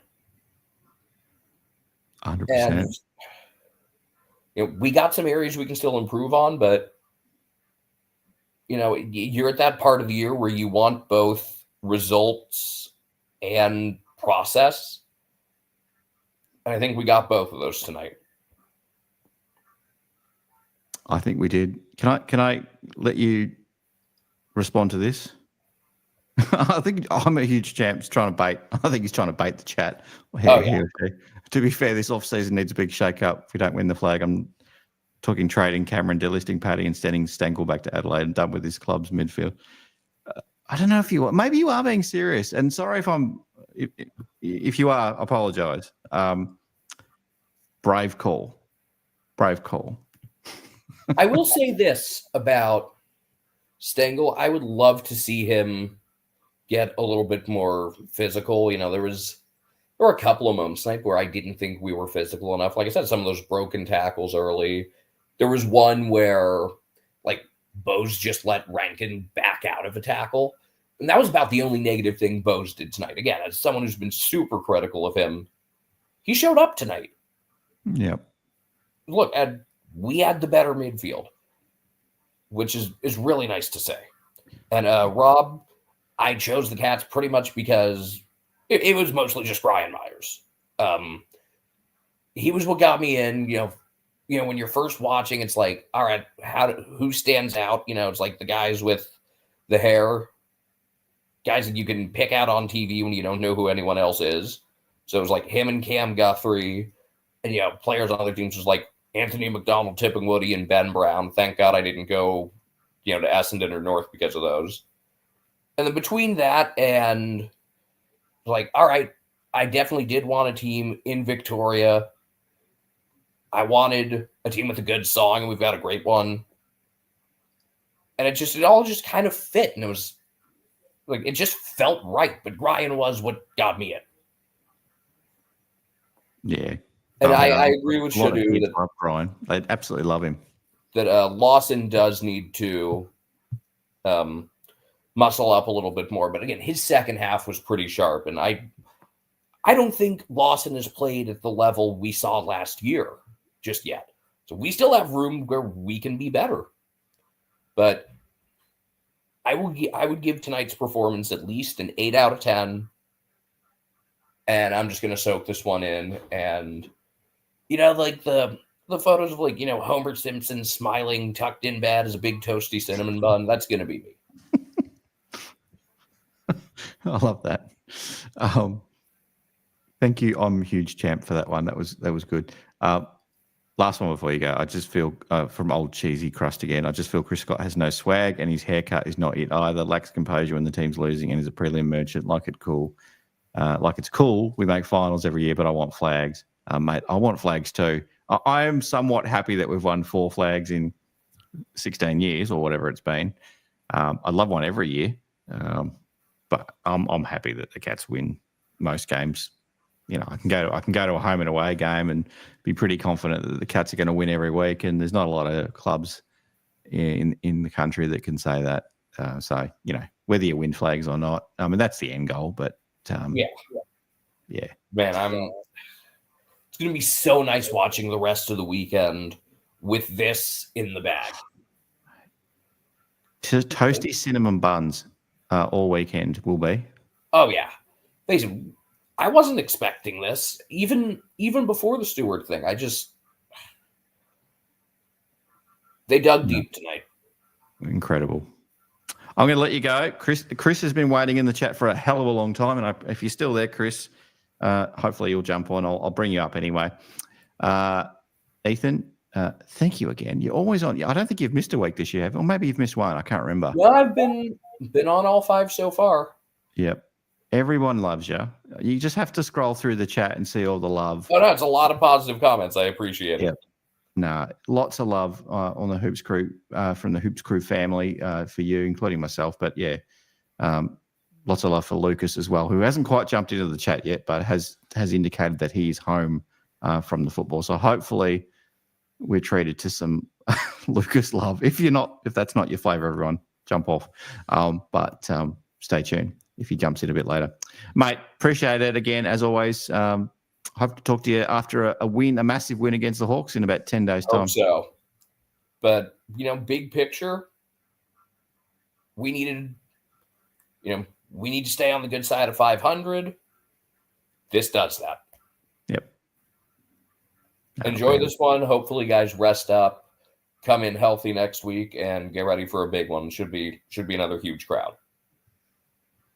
Good on you, mate. Appreciate it. Take care. Enjoy this one. Go Cats. Go Catters. All right. Thanks for waiting, Chris. I'll get you on. Hopefully your microphone. Yep, your microphone's on. Beautiful. How you going, buddy? Oh, you got me. I gotcha. I can hear you loud and clear. What a win. What a win. I'm absolutely loving it. I hate the Crows with a burning passion. Oh, yeah, I agree. If there's one interstate side that we all hate, surely Crows would have to be that team. I don't know why. We just hate them. Their fans are some of the worst I've ever experienced in my life. What state are you living in? I'm in SA. Another one from SA. We've got lots of Cats fans in SA. Shout out to SA Cats fans. Yeah, we've got a huge fan base down here. Tell me about the game tonight, mate. Talk me through it. Talk me about your emotions from go to woe. Well, first quarter, I was quite frustrated with Ollie Dempsey. I felt like he was rushing a lot of his disposals. He had 4 turnovers in the first quarter from 8 disposals. But after that, he had about 13 touches, only 1 turnover since the first quarter. So he slowly built himself into the game, which is really good. I felt the same with Myers too. His disposal was terrible, built himself up. I think he sharks a few contests, and that rubs people the wrong way, similar to Stengel. But yeah, the fight with this team is really good. And typical Geelong fashion, you know, when when the chips are down, Mr. Dangerfield comes from the dead and brings us back. It's a good thing and a bad thing in some ways because you think, Yeah, exactly right. If Danger doesn't do it, where else is it coming from? And you think the more times he has to actually just will himself to do that, it's just going to take a toll on that guy. And it's only round 5. So I hope that through the course of the season, someone else steps up. Yeah, he's a genuine freak. Like, the fact that he's 35 years of age and he's doing what he's doing, like, you just have to sit back and appreciate the greatness. He cops a lot of shit from people. Like, genuinely one of the most overhated football players I've seen of the past, like, decade or two. Yeah. But I really appreciate what he does because he does everything, like, genuinely everything. And Tom Atkins is the same when it comes to the contested footy.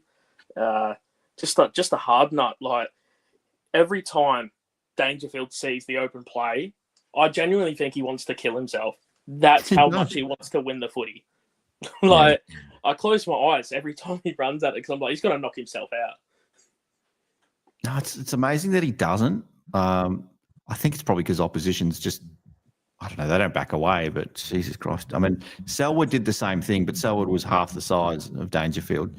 When Dangerfield does it, and he's probably still one of the fastest blokes in the AFL, when that ball of muscle comes charging at you, you get out of the bloody way. Exactly. I don't know. You just get out of the way. He's going to kill himself, though. One of these days he will. But how good is he? Yeah. And to kick 4 goals 1 when he typically might kick like 2 goal 5 or 1 goal 4. He had his kicking boots on tonight, and geez, we needed it. I'll have a comparison for this Crows team. We're talking about the NBA earlier, so I thought this correlation could be quite decent. But the Crows, I feel like, are a bit like the James Harden Houston Rockets. Yeah. Where it's like all bark, no bite. Yep. They're a very offensive-heavy team, but once you kind of push them back on the brand that they like to play, they're very vulnerable. I watched their early games. Opening round. Was it opening round or round 2? They played Essendon. They beat the Bombers by 60 points, but the Bombers still kicked 100 points. Yeah, that was crazy. Another team's kicked over 120, or call it 120 tonight. Well, no, let's call it 119. We love that number. Adelaide, a bit leaky, and if their forwards don't click, they're a mid. They'll probably be a mid team at the end of the year. Like I'm saying, like 6th to 10th. I can't see Adelaide finishing higher than 6th, to be honest. Just me. I have them missing finals. I just don't think they're. I don't rate them. Maybe it's a bit of bias because I dislike them, but I just don't think they have the mentality when the game's on the line, the will to win. They just don't seem like a ruthless football club. And as you've seen, like second half, we just grabbed it by the scruff of the neck and won the game. So we take the 4 points. And we look forward to a big game against Hawthorn.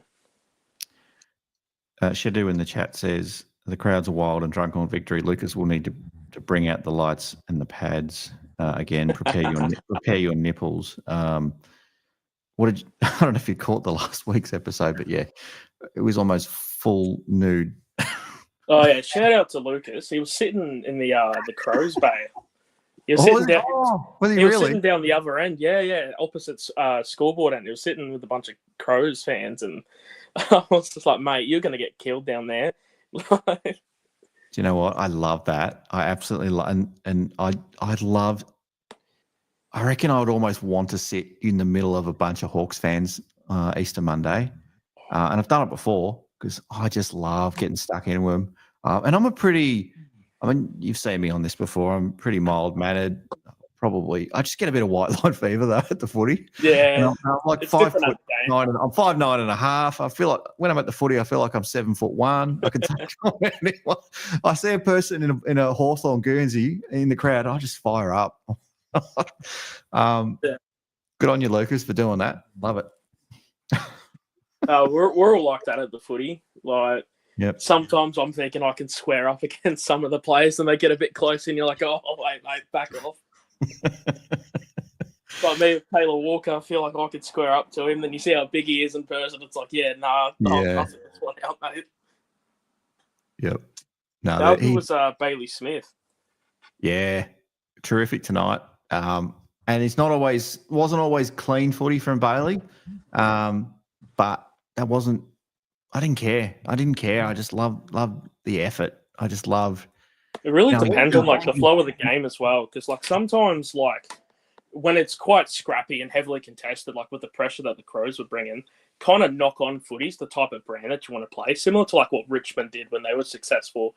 They would just get a quick soccer or a tap forward. He just at will just kept trying to get the ball forward at all costs, and I felt like that's exactly what we needed when Dangerfield went to the bench, and we really did lift. So hopefully more of that from Bailey, specifically next week. I'd love him to get best on in the Easter Monday game. Who can we bring in that hasn't, that maybe doesn't play a lot, that would just, I don't care, I'm going to get rubbed out for 3 weeks. Just Chris Scott, just use me. I would have said Freddie Kruger, but I don't know if he can be elevated to the senior list. No, can't. I don't think he's even on the. No, I think he's a VFL listed player. Yeah, that's the only problem. Otherwise, he's a big boy. He'd throw his weight around.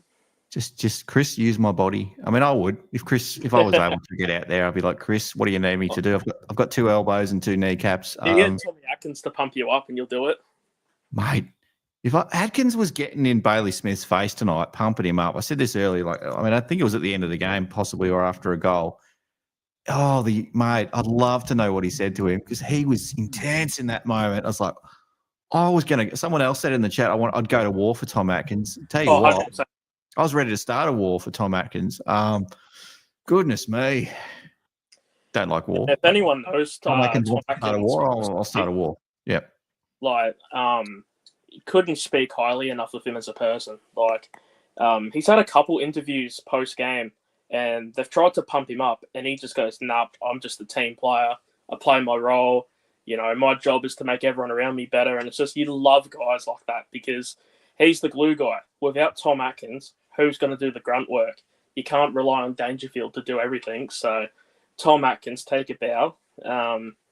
You're a superstar, mate. He's an absolute superstar. Brendan in the chat says, have we had any correspondence from Paul yet? Now, shout out to Paul. Awesome hosting last week of Postgame Live in my absence. I tried to get on Postgame Live, but the internet in Queensland was rubbish where I was staying.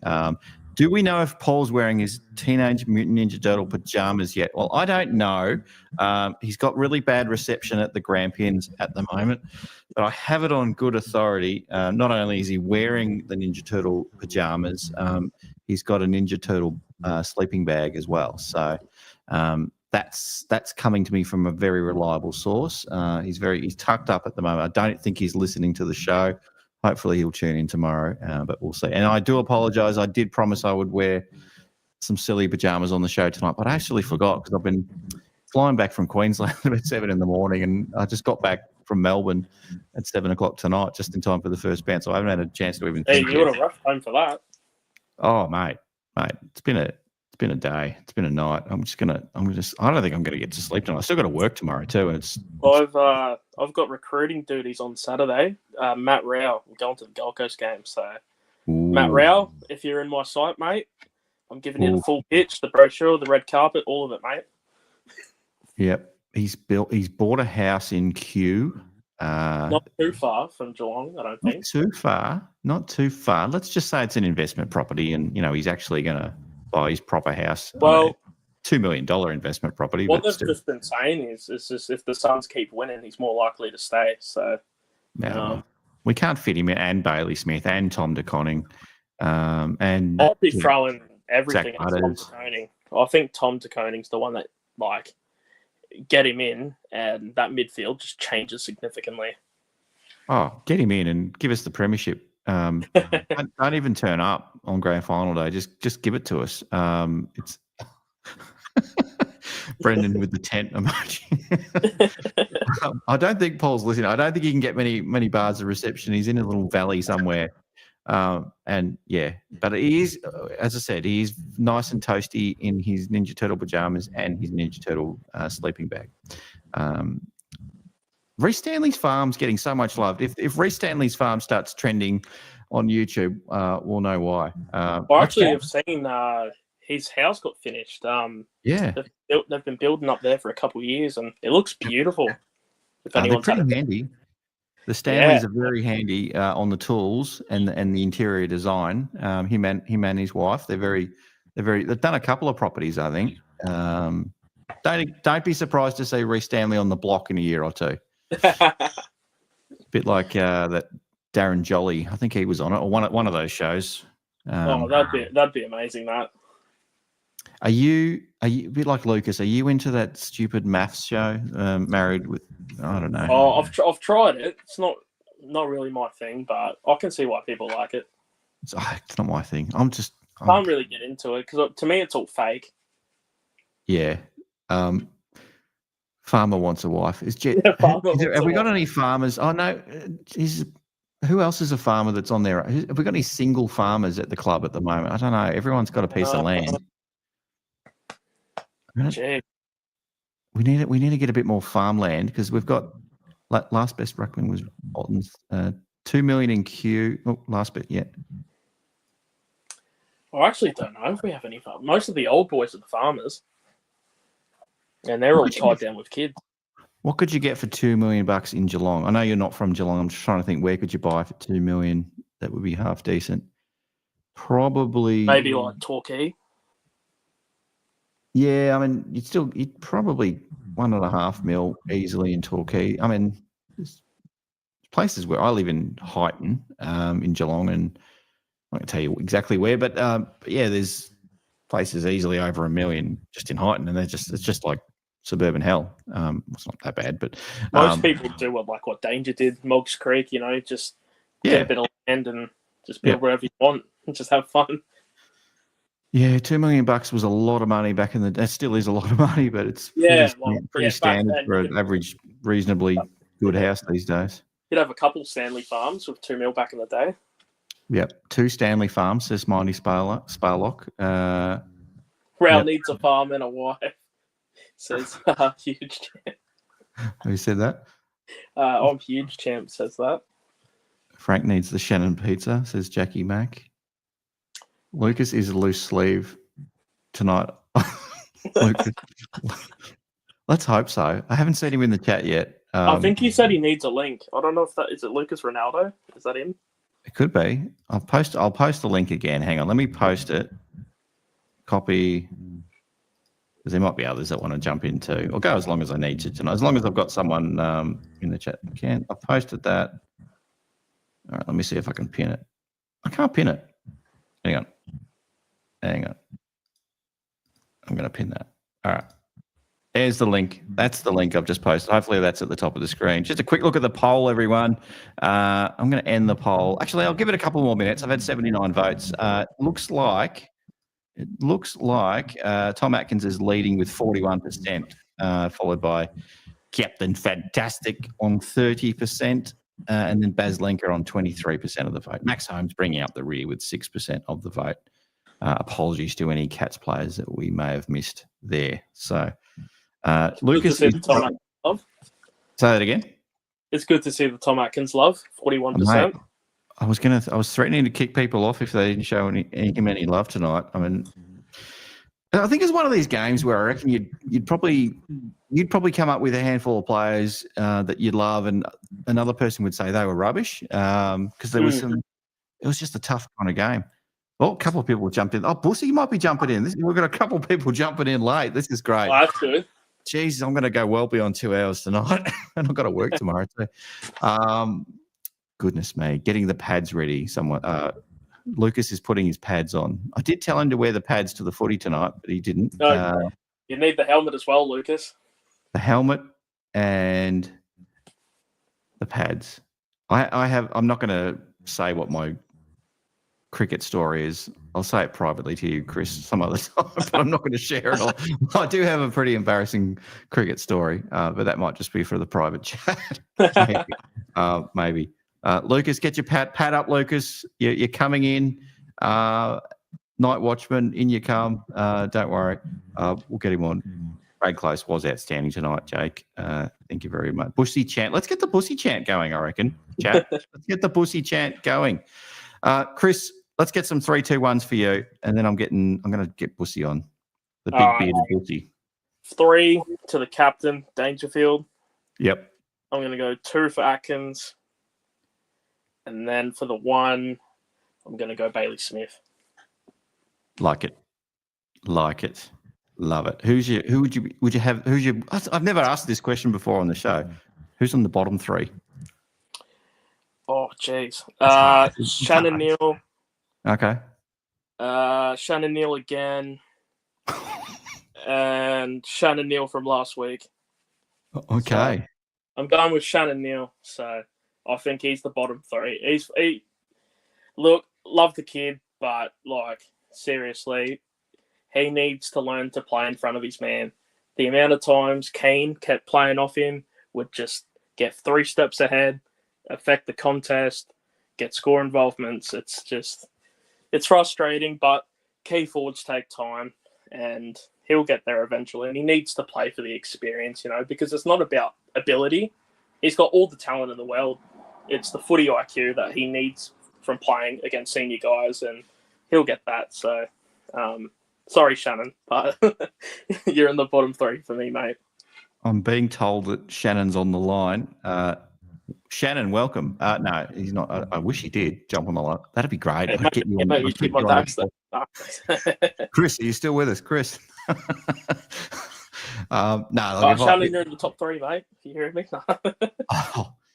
No. The amount of shit I say about our players privately, I'll kind of go hard. I feel horrible doing it though, because I generally don't dislike anyone on the team. No, I love them all, but yeah, sometimes I get frustrated more by some players than others. But yeah, I do love them all. But yeah, don't take it personally. If anyone does happen to be watching this on the big screen projector at the Adelaide, they're probably in the middle of the ground in a circle, drinking a beer, leaning back, watching it on the big screen right now because the whole stadium's empty. And they're like, "Oh, why don't we watch the Hoops Crew post-game live?" There's no hurry.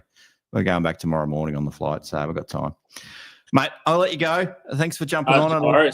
Thanks for having me. Appreciate it. We've got the big Bussy debut coming up, so hopefully we'll have a chat with you after the Hawks game. Might be an earlier one after that one because I think that's a twilight game. So would love to have you back on. Thanks for having me. I appreciate it. All the best, mate. Take care. You too. Cheers. All right. We've had the Bussy chant. It's been ringing out loud and clear. So let's just get him on. Here he is. Welcome to Postgame Live for the first time ever. Hey, Ben. How you doing? Good. You're doing a bit of a walk around the backyard with the Hills hoist and... Did that. Got to avoid the messes. Do we have the goon bag on the Hills hoist? Have we done that one before? No, not yet. Too early. A couple more wins. Welcome and tell me about the game tonight. What did you think? Oh, it was a struggle, mate. The first 3 quarters, that fourth, oh my God, couldn't get past it. But no, did a lot of good things. Probably most impressed by our senior players. Like, they haven't done much for the season so far, but seeing Cameron come back, get 4. Yep. Yes, Danger's been great this season, but no, it's very happy to see. Very happy to see. It's the old boys doing it week after week.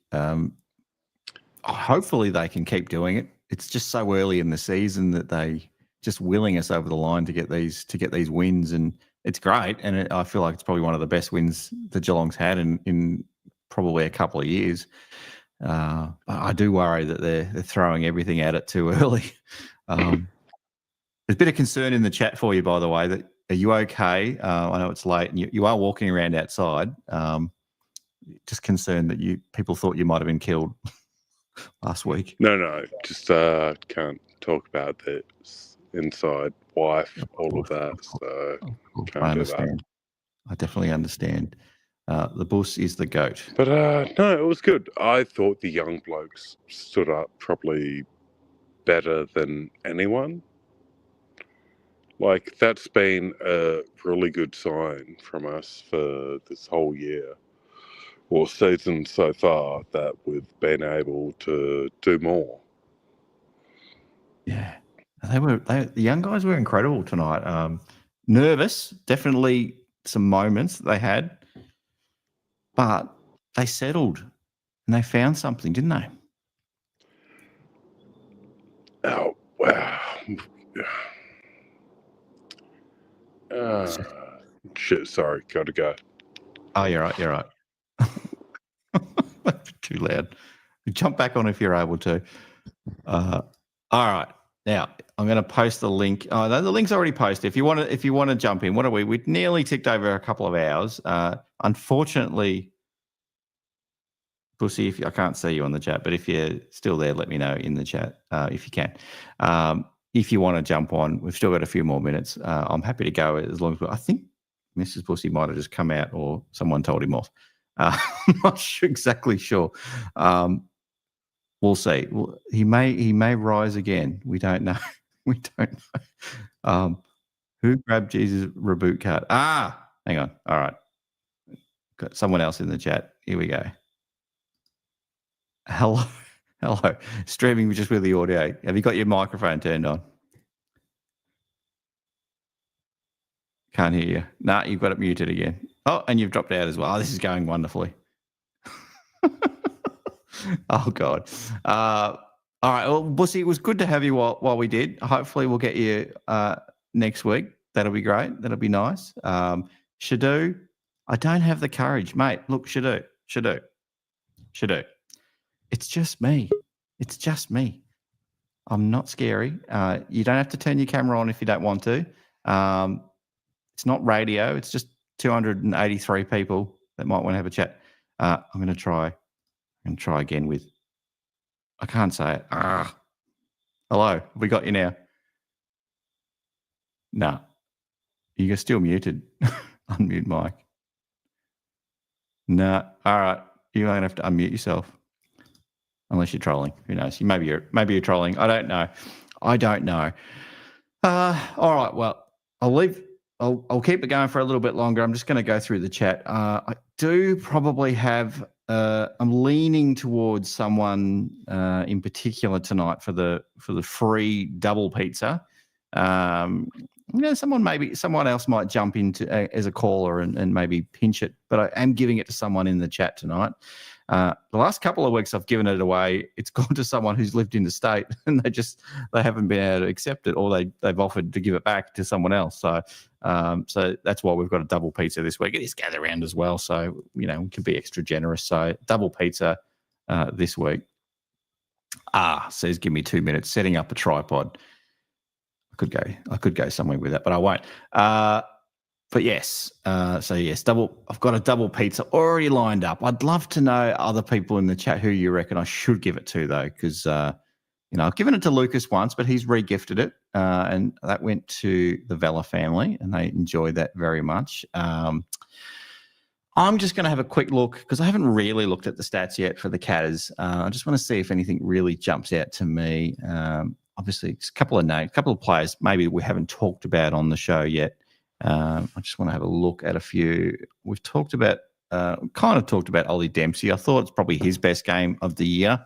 A couple of mistakes, clearly, that he made tonight, but I think overall, probably for me, his best game of the year. Kicked a couple of goals. Nice mark at one point there. That was terrific. Bose was good. I can see in the chat, Frank says Bose was good. Zach Guthrie, not as good tonight. I thought maybe the defence just lacked a little bit, especially the first half or 2 or 3 quarters there. It was just looking a bit shaky. Connor O'Sullivan, he's been good for a few weeks now, but again, at times looked a little bit unsure and nervous, but started to come into the game a little bit more. Lucas can cook me a pizza any day of the week. That Adonis master himself. Beautiful. Beautiful. Brad Close, another one that was really quiet in the first half, even though he had kicked a couple of goals, but started to get involved in the play more. And Geelong, he's a bit of a Geelong sparrometer, I think. He really gets involved, and then you think, oh, here we go. We're on now. When Brad Close starts getting to the game, and if he averaged 20 touches a game, I think I've said this before, if he started getting his hands on the pill a lot more, heaven help opposition's team, would absolutely smash him. Reece Stanley didn't get a heap of it, 12 touches tonight, 24 hit-outs, but I thought was very impactful across the ground and did enough to negate O'Brien. I think it's O'Brien. Mitch Nevitt, probably didn't rate his game very highly, and I probably haven't for a week or so now. Don't be surprised if he maybe makes way, maybe. At the same time, I'd love for the club to show some faith in him and give him regular games. Surprised that they've sort of gone away from Jai Clark a little bit. They were showing lots of love and giving lots of games to Jai Clark last year when I didn't think it was always deserved. But yeah, I'm not sure on that one. Ollie Henry, pretty quiet. Did some good things. Set up a nice shot on goal at one point with a goal assist. So that he was pretty good. Tyson Stengel, he's not a player you're going to drop. Geez, I want to see more from you though, Tice. Don't know. Just not seeing it. Not seeing it at the moment. Can't really say much about Ted Closey's game tonight. He just came on late and then got his 5 touches and was good, I suppose, in the limited time we saw him. Blitzarves, couple of good things. Couple of times I'm just like, oh my God, what are you going? Oisin Mullen had a good fortnight of footy. Probably didn't play that well tonight. Just my opinion. I mean, I think it's kind of, again, it's probably one of those games where I reckon we'll get a difference of opinion a little bit. Now, are you with me? Let me just check if I got you. Oh, he's ready. Or they're ready. Here we go. How's that? Is that working? That's Lucas. You gone with a different name. Hey, I'm Lucas from the Hoops Crew, and this might contain strong coarse language, nudity, and thuggery, whatever. Of course, at the Hoops Crew, we don't condone that, but hey, what can you do? Oh, don't do it. Woo! What a win by the boys! He's taking it up to another level. How about that? How about that win from our boys? Crows fans had a shoe so far up their ass, we took it out of them and we bet them across the head with it. Stuff the Crom supporters, stuff the project, or whatever they call it in their podcast, stuff their fans. We own you. We own Adelaide Oval. If there's a ground we need to relocate to, Adelaide Oval is the one. And we own your ass, Crows fans. Woo! Mate, how did your mum enjoy the show tonight? The game tonight? She went with me. Yep. After quarter time, I was like, I'm ready to give up. Just blow the siren. I was ready to walk out, cut the scarf up in half.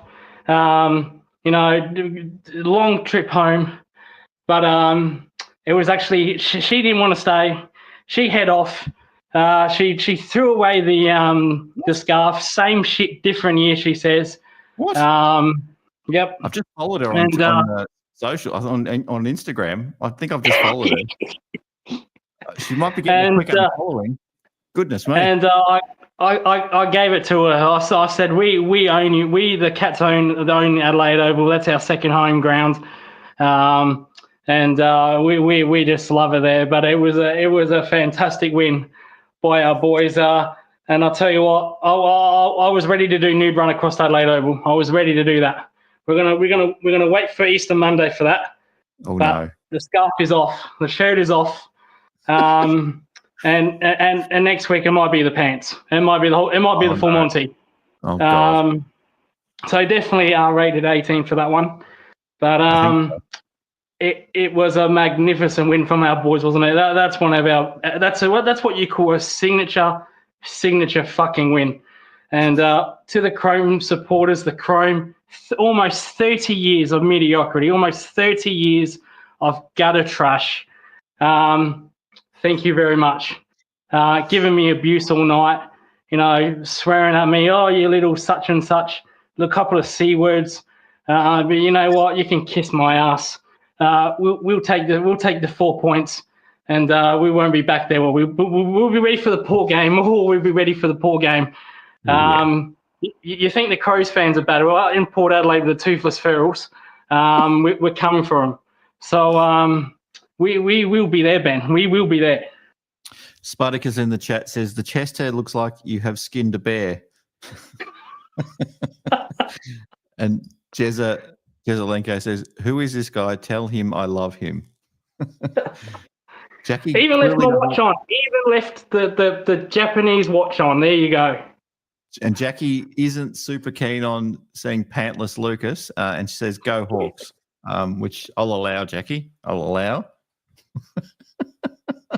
Well, we've got some fans from opposition. They wear certain colours. I've got the red boxing shorts. I've got the red shorts ready to go for next week. They're sparkly. I'm ready to. Hawthorn, you're dead meat. You are dead meat. You are dead. Your undefeated streak's coming to an end. Fuck your team. Fuck your players. Fuck your fans. We're coming for you. The lid's off. The hat's off. Everything's off. It's a nothing club, really. When you don't even have to think too hard about it. They're just a bit of a meh kind of football side, really, and a football club, and just the whole place is just. They robbed Gaza Senior of a premiership. They they paid the umpires brown paper bags, and they robbed him of a premiership. He won Norm Smith in that grand final. But unfortunately, we can't help it when brown paper bags are nicely folded into umpires' lockers before game. So fuck Hawthorn for that also, and for robbing Gaza Senior of his premiership medal. So I love it. We've started early on Hawthorn, and I know there's a couple of people in the chat tonight that were quickly getting into Hawthorn before we'd even discussed the Adelaide game, because it is. Let's be honest, this was a huge game tonight. And in saying that, nothing beats Easter Monday. Nothing beats it, except probably for a prelim or a grand final. There's just nothing that can top it. It's what we live for. I'm a little bit concerned if the Cats do win that the full kit's coming off, but we'll deal with that when I'll see if I can get the blur. The little black bar that sort of. Have you seen the Borat show, the movie? He's wrestling with his manager and the little black things just swinging around everywhere. I'm not going in those areas, but the black little thing doesn't have to be that big. Trust me on that. That's supporter in the chat. I'm huge. Comment. I'm huge. Champ. Are you a Hawthorn supporter? Let us know. I picked the Crows. I thought. I said to you this last night. I said to who was last week? James. Paul. Yep. Oh, Paul. Sorry, because I was on my sick bed. And had the tonsillitis. But I'm ready to. We are ready to 10 bar. Trust me, mate. We will not lose next week. We will 10 bar We will not lose. We will end their undefeated streak. It's like Brock Lesnar versus Undertaker at WrestleMania. We will end the streak, and they can piss off back to the bottom 8. But I picked the Crows. I thought they were going to be dangerous. I have to admit. Yes. First quarter, I thought we were going to get done by 50 points. I agree. I did too. We looked horrible every time the ball went onto the ground. We looked as slow as a snail's race. We couldn't do a damn thing. For goodness sake, if I didn't scream once, I screamed half a dozen times to get O'Sullivan off Fogarty. O'Sullivan, he was as useless as a red light in GTA. He was absolutely just useless on Fogarty. And I screamed my head off. Even when we were up, we still bloody kept him on Fogarty. Yeah. But in the end, yep. In the end, we won that game. And Patrick Dangerfield, special. He was unbelievable. He had a game. He's our best forward. He's our best forward right now. He's our best forward. He's definitely our best forward.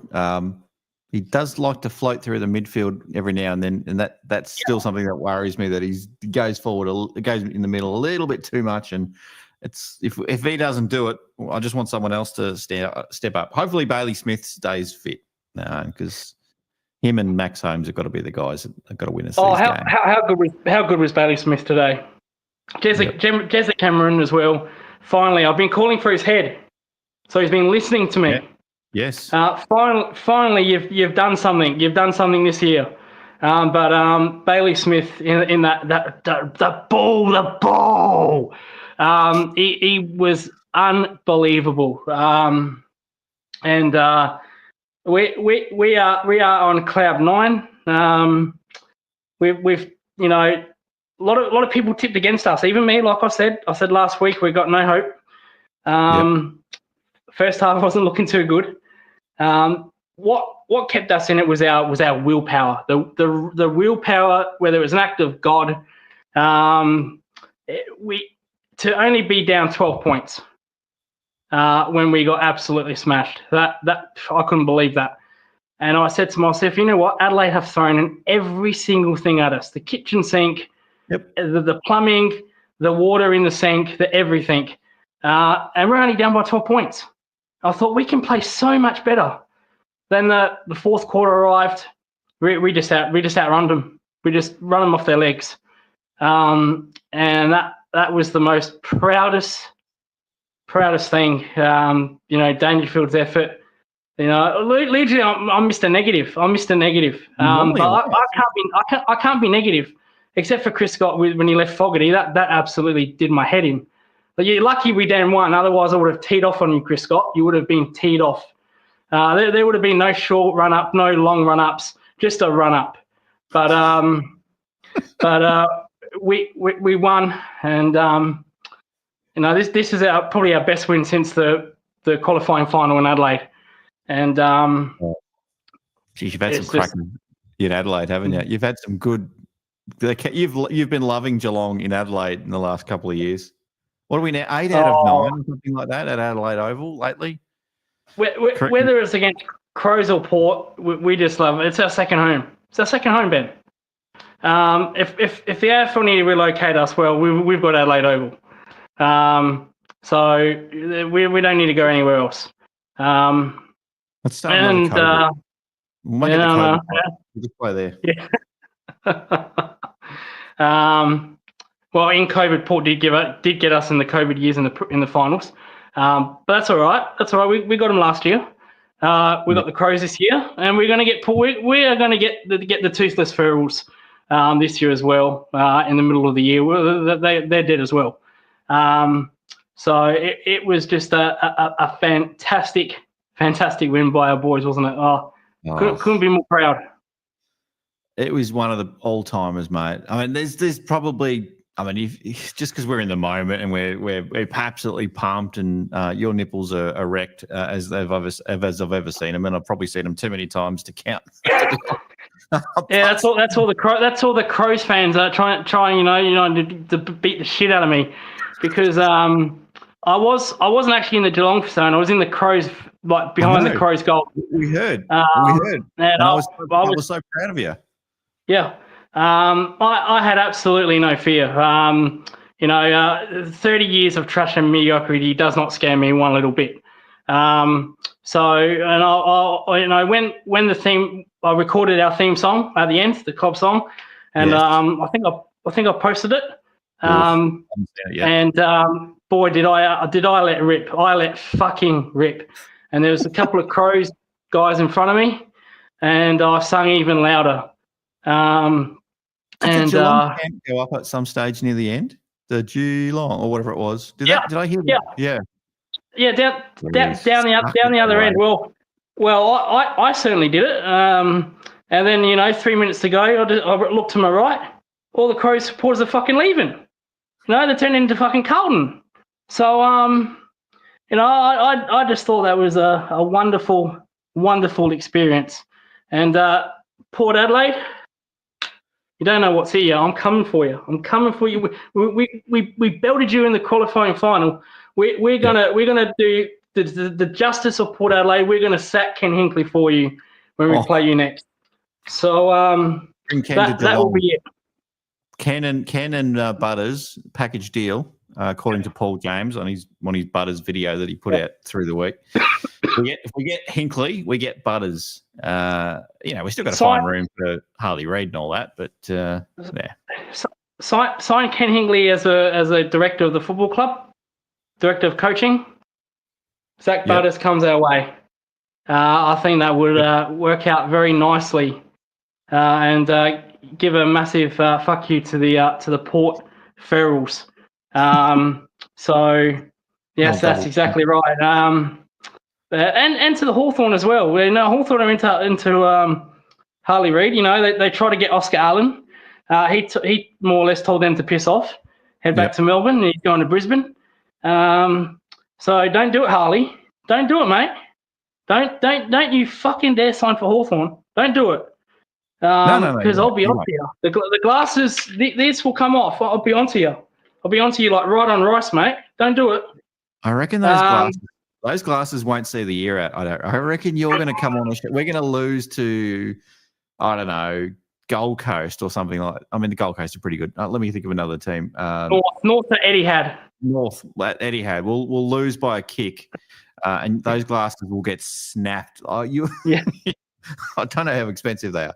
Hopefully, they're not too expensive. I lost my glasses actually in Noosa over the weekend, so I'm pissed off about that. I don't know where they are. I hope not, because these are actually Oakley, so these cost me $120. Oh, there you go. They're actually, I actually do wear them for cricket. So they're actually cricket. Yeah. So, while you're bowling, while you're steaming in, you just put the glasses on. Probably don't go that far. I don't go that far. But definitely when I'm keeping, of course, I wear them. But got to protect the eyes during the heat. But no, I certainly hope I don't break them. I certainly hope we don't lose by a kick, and then I'll just break them. And I really hope not, because that's an expensive pair. Yes, I do have other pairs, but this is my most expensive one. I'll tell you what. Last year, I actually wore a Seiko watch, and I was that furious. I actually turned my hand so far quick the other way. The watch flew off my hand, and broke the strapping. So that was an $80 fix on a $600 watch. If you're new to the show and you're just watching in, what a sight that is. If you don't know me personally, I actually like collecting watches. I'm actually a watch enthusiast. You're not a shirt so this one here. You definitely this one here. Yes, sorry. So this one here, the Citizen, the dive watch, the one that can turn. This is about $400. but I have a limited edition supercar. You know, the V8 supercars. I've got a limited edition one of those. That was about $800. So I won't be doing anything silly. Hope not that, because watches are, I like collecting watches. But it's probably the first time I wore a watch on here. You've got something on. That's good. You've got a scarf on and you've got a watch. And for those that have just joined us late, he is wearing pants. If you can't tell because it's just the top half at this stage. But I can guarantee you I'm wearing pants. I can guarantee you. But if there's people out there that want to imagine that you're not, then feel free to. You're entitled to fantasize how you want. Lucas, I'm sure won't mind. Well, I do mind. I would rather you tell me, then we can work something out.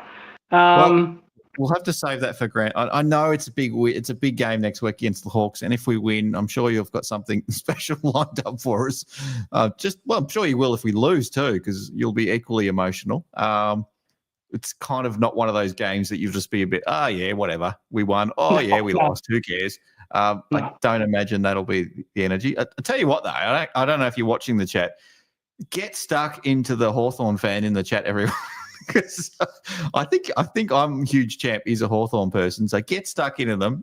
Let them know. I'm enjoying just following on with that. But Lucas, I don't know. I think haven't checked with Mrs. Hoops yet if we're going to the Hawthorn game. I think the plan is we will. It just depends on family stuff and whatnot. So whether we're all going or some of us are going, I'm not sure. It's a Monday 3 o'clock-ish kind of game in Victoria. So, but yeah, definitely we'll get there. That's bad luck to Mrs. Hoops. Bad luck. You're going and that's that.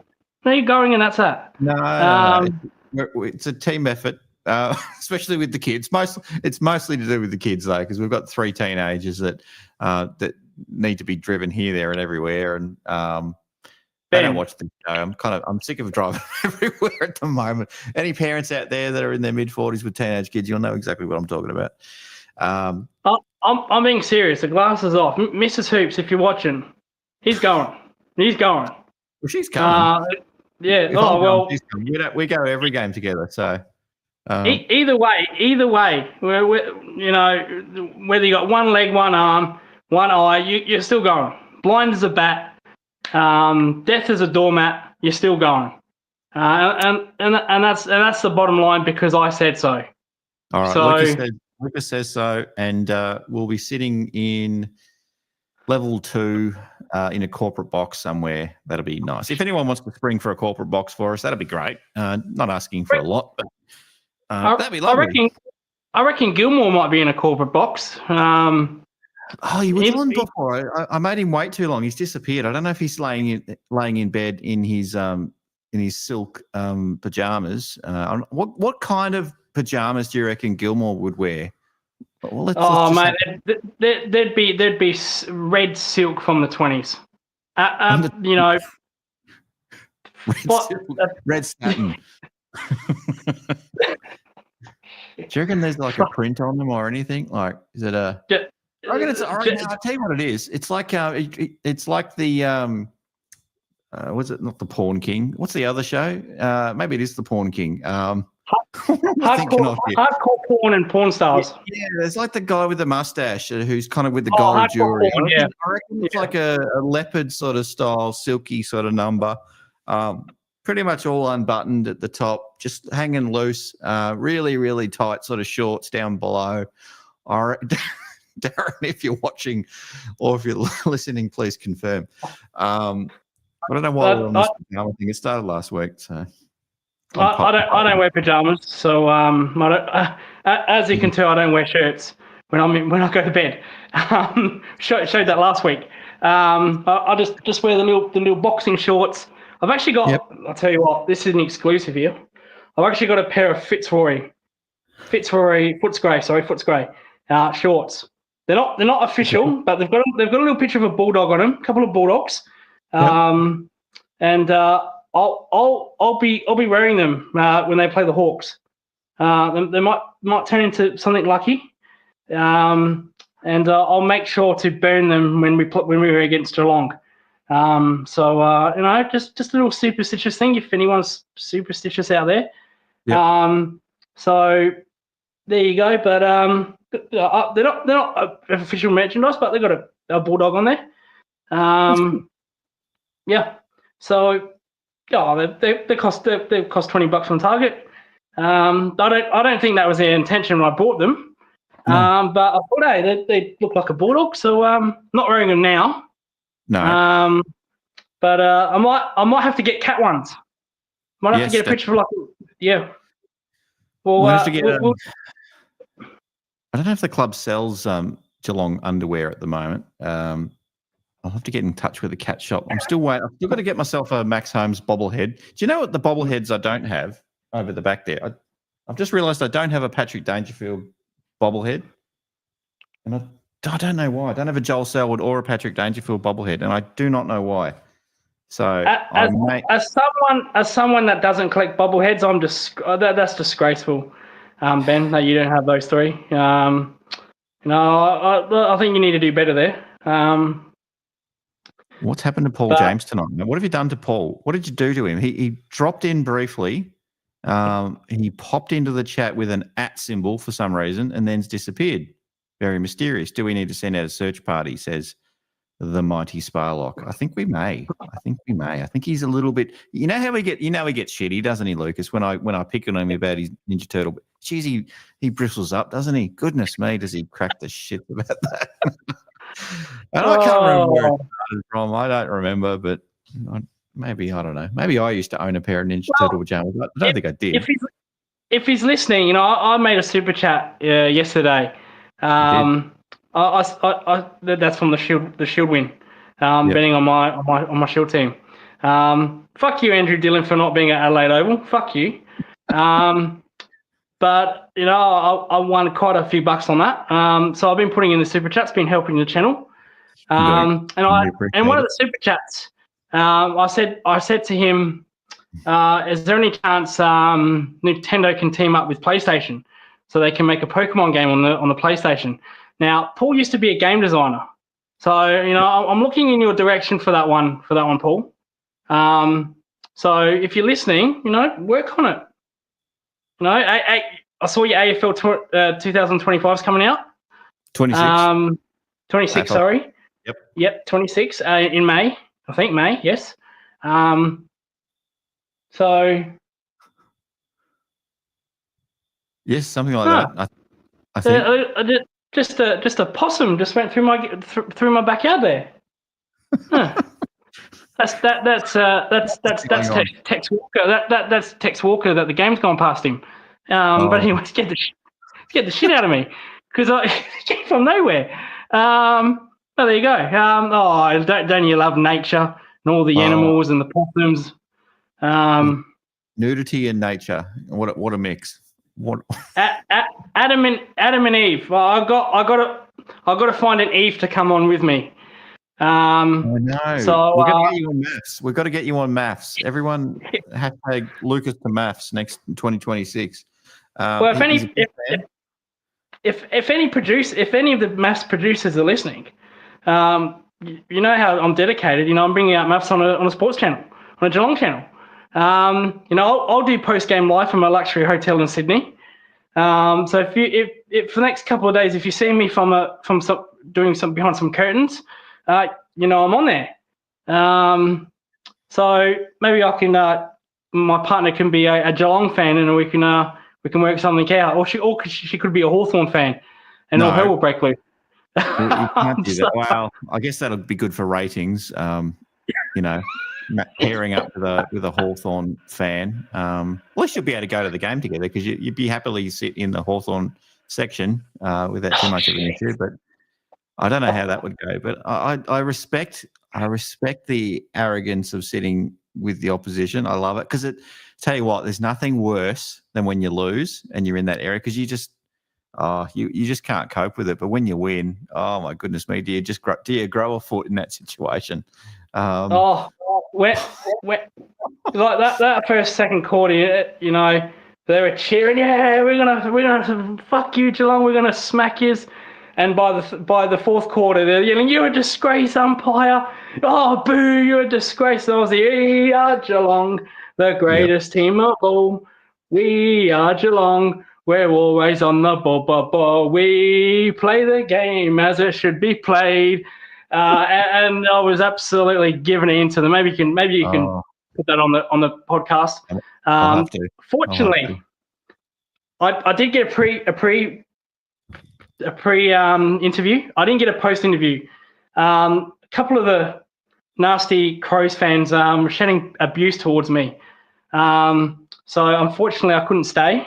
Had to get home.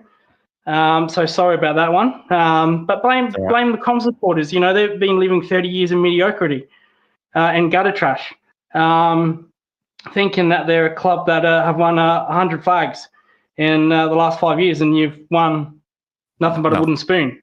But anyway, we move on to Hawthorn, and I'll tell you what, we get them scumbags, and I think we'll be very happy sitting on top of the ladder, mate. Because we can't lose to the scum, Ben. We just cannot lose. If we beat them next week, this place is going to be lit. I don't know. Might have to do a double with Paul. I might have to do the first 3 hours, and he might have to do the next 3 hours or something like that. Because I reckon that's an all-nighter. That one. That'd have to be an all-nighter if we beat Hawthorn next week. I'll tell you why. It's up late with Lucas for that one. There's X-rated content. That's 3 a.m., 4 a.m. stuff there. When all the kids should be in bed. So trust me, we will be there. We will be there, and everything. We're going to do the full Monty. Remember that show with the footballers? They did that full Monty on Channel 7. You got to save that for grand final. Oh. Well, if we can beat Hawthorn in a grand final, Ben, that would be my. Whoa.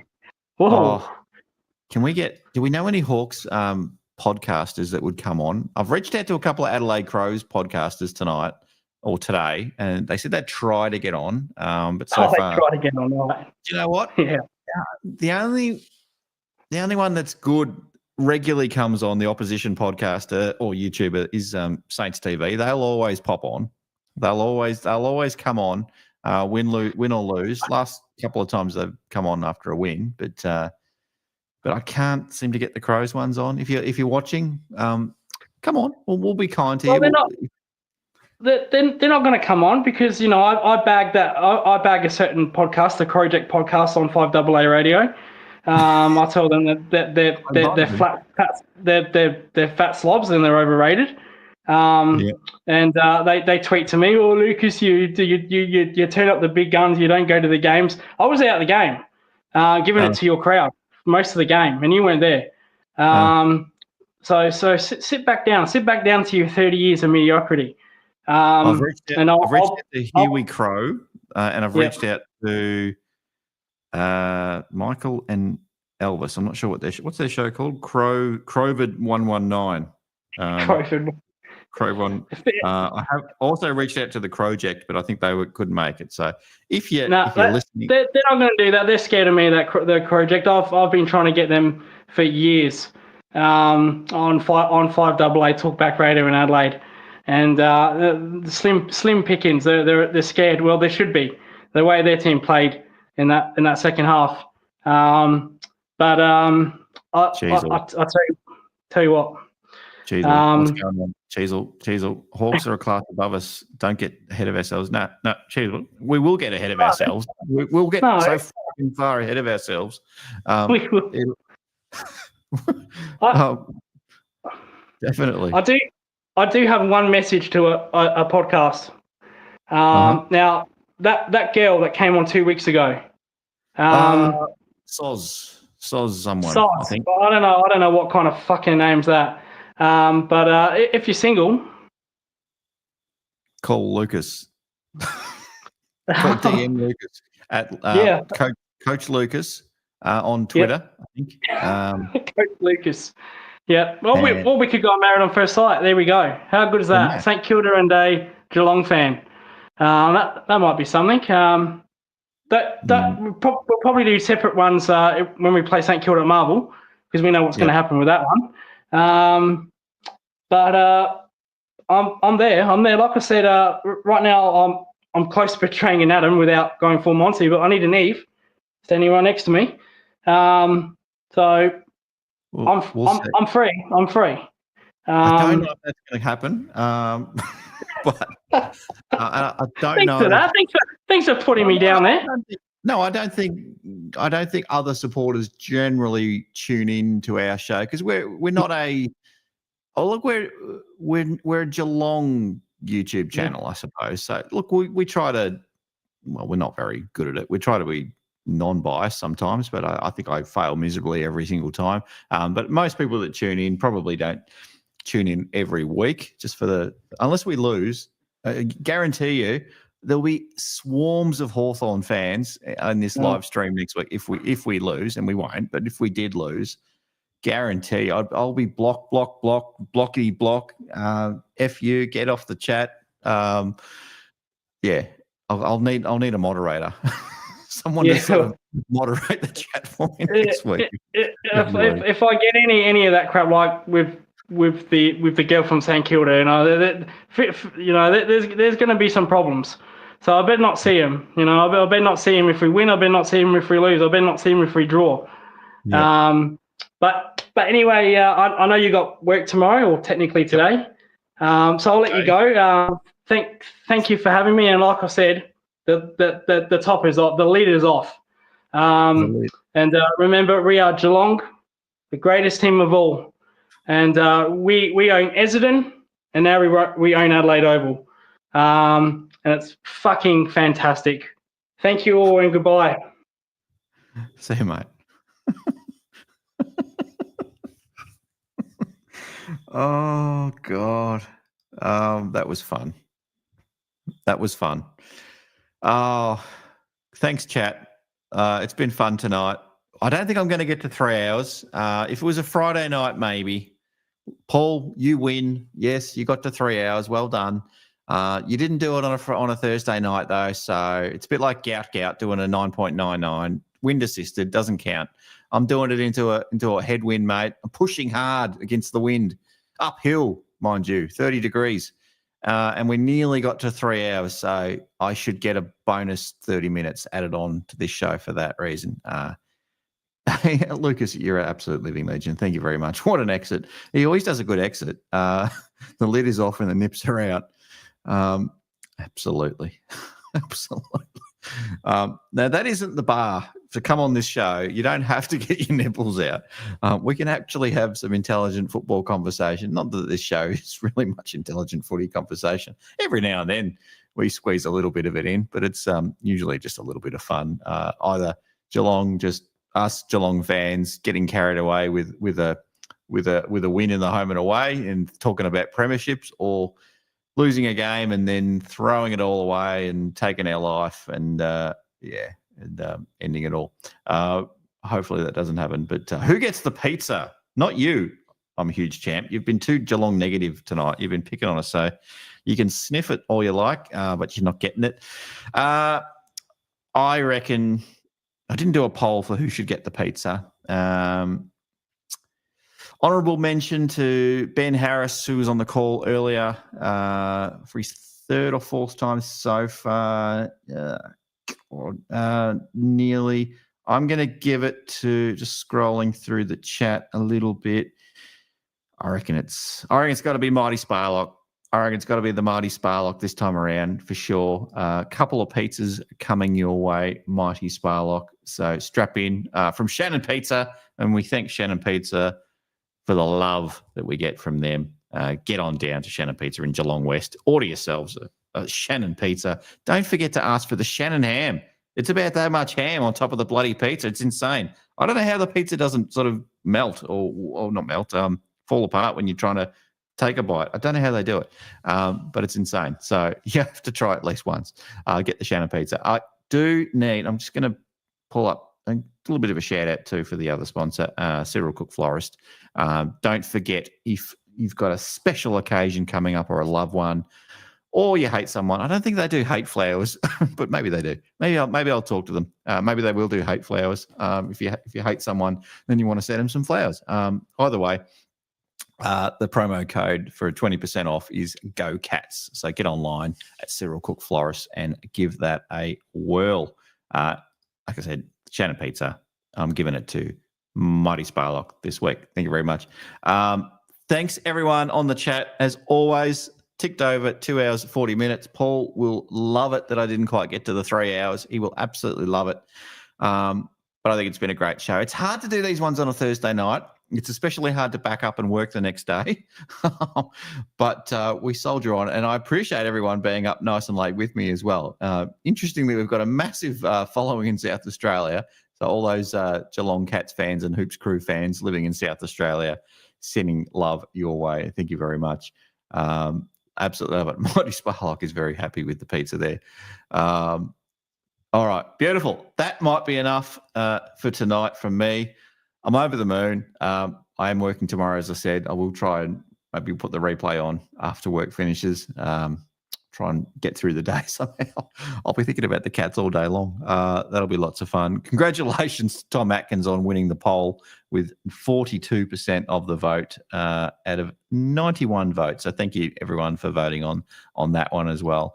Thank you to Paul for stepping in for me last week while I was in Noosa. Just got back today. Did a great job, but you've been banned from hosting Postgame Live again. No, we'll give him another go.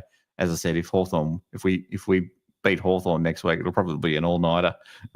We'll probably go to 4 a.m. or something like that, because I'm sure we'll get 100 people that want to come on and talk about it. All right, that'll do for me, guys. Much, much love to everyone. Thank you. If you haven't already, please consider hitting the like button. It does help the channel. Don't forget, you can comment afterwards. That'll also help the channel as well. If you're not already a subscriber, all that sort of normal YouTube-y stuff. You've heard it all before, but it really does help, and it shows us a lot of love. So, yeah, we love it. That'll be me out done, guys. I'll see you on the next one, and go Cats.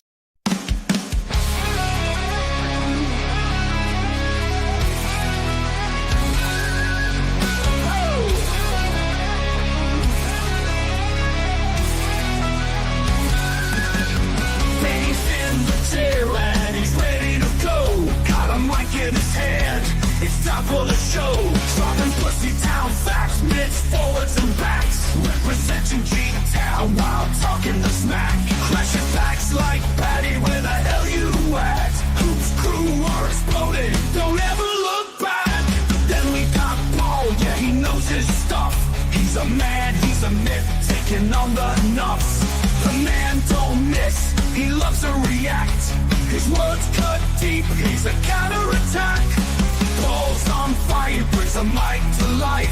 Don't fuck with B-Dog if you value your life. Oh, they fuck shit up, yeah, they run G-Town. The Hoops crew's here and they'll never back down. Jake, Johnny, Sambo, always rocking the game. Betty and Paul, man, remember the names.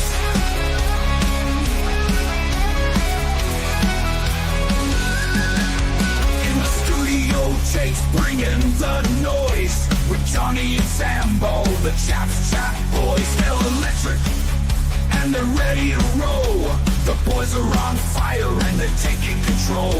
Recaps and previews, yeah, they cover it all. Part of the Hoops crew with Betty and Paul. They fuck shit up, yeah, they run G-Town. The Hoops crew, baby, they'll never back down. Jake, Johnny, Sambo, always rocking the game. Betty and Paul, chasing glory and fame.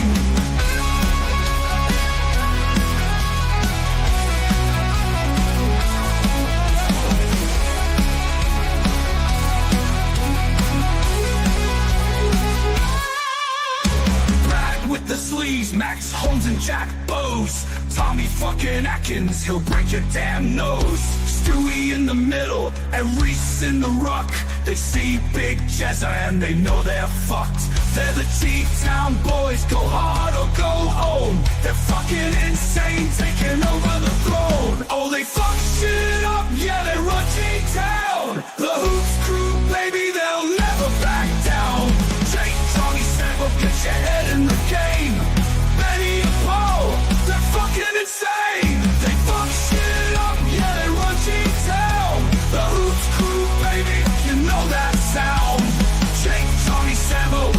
talking the game.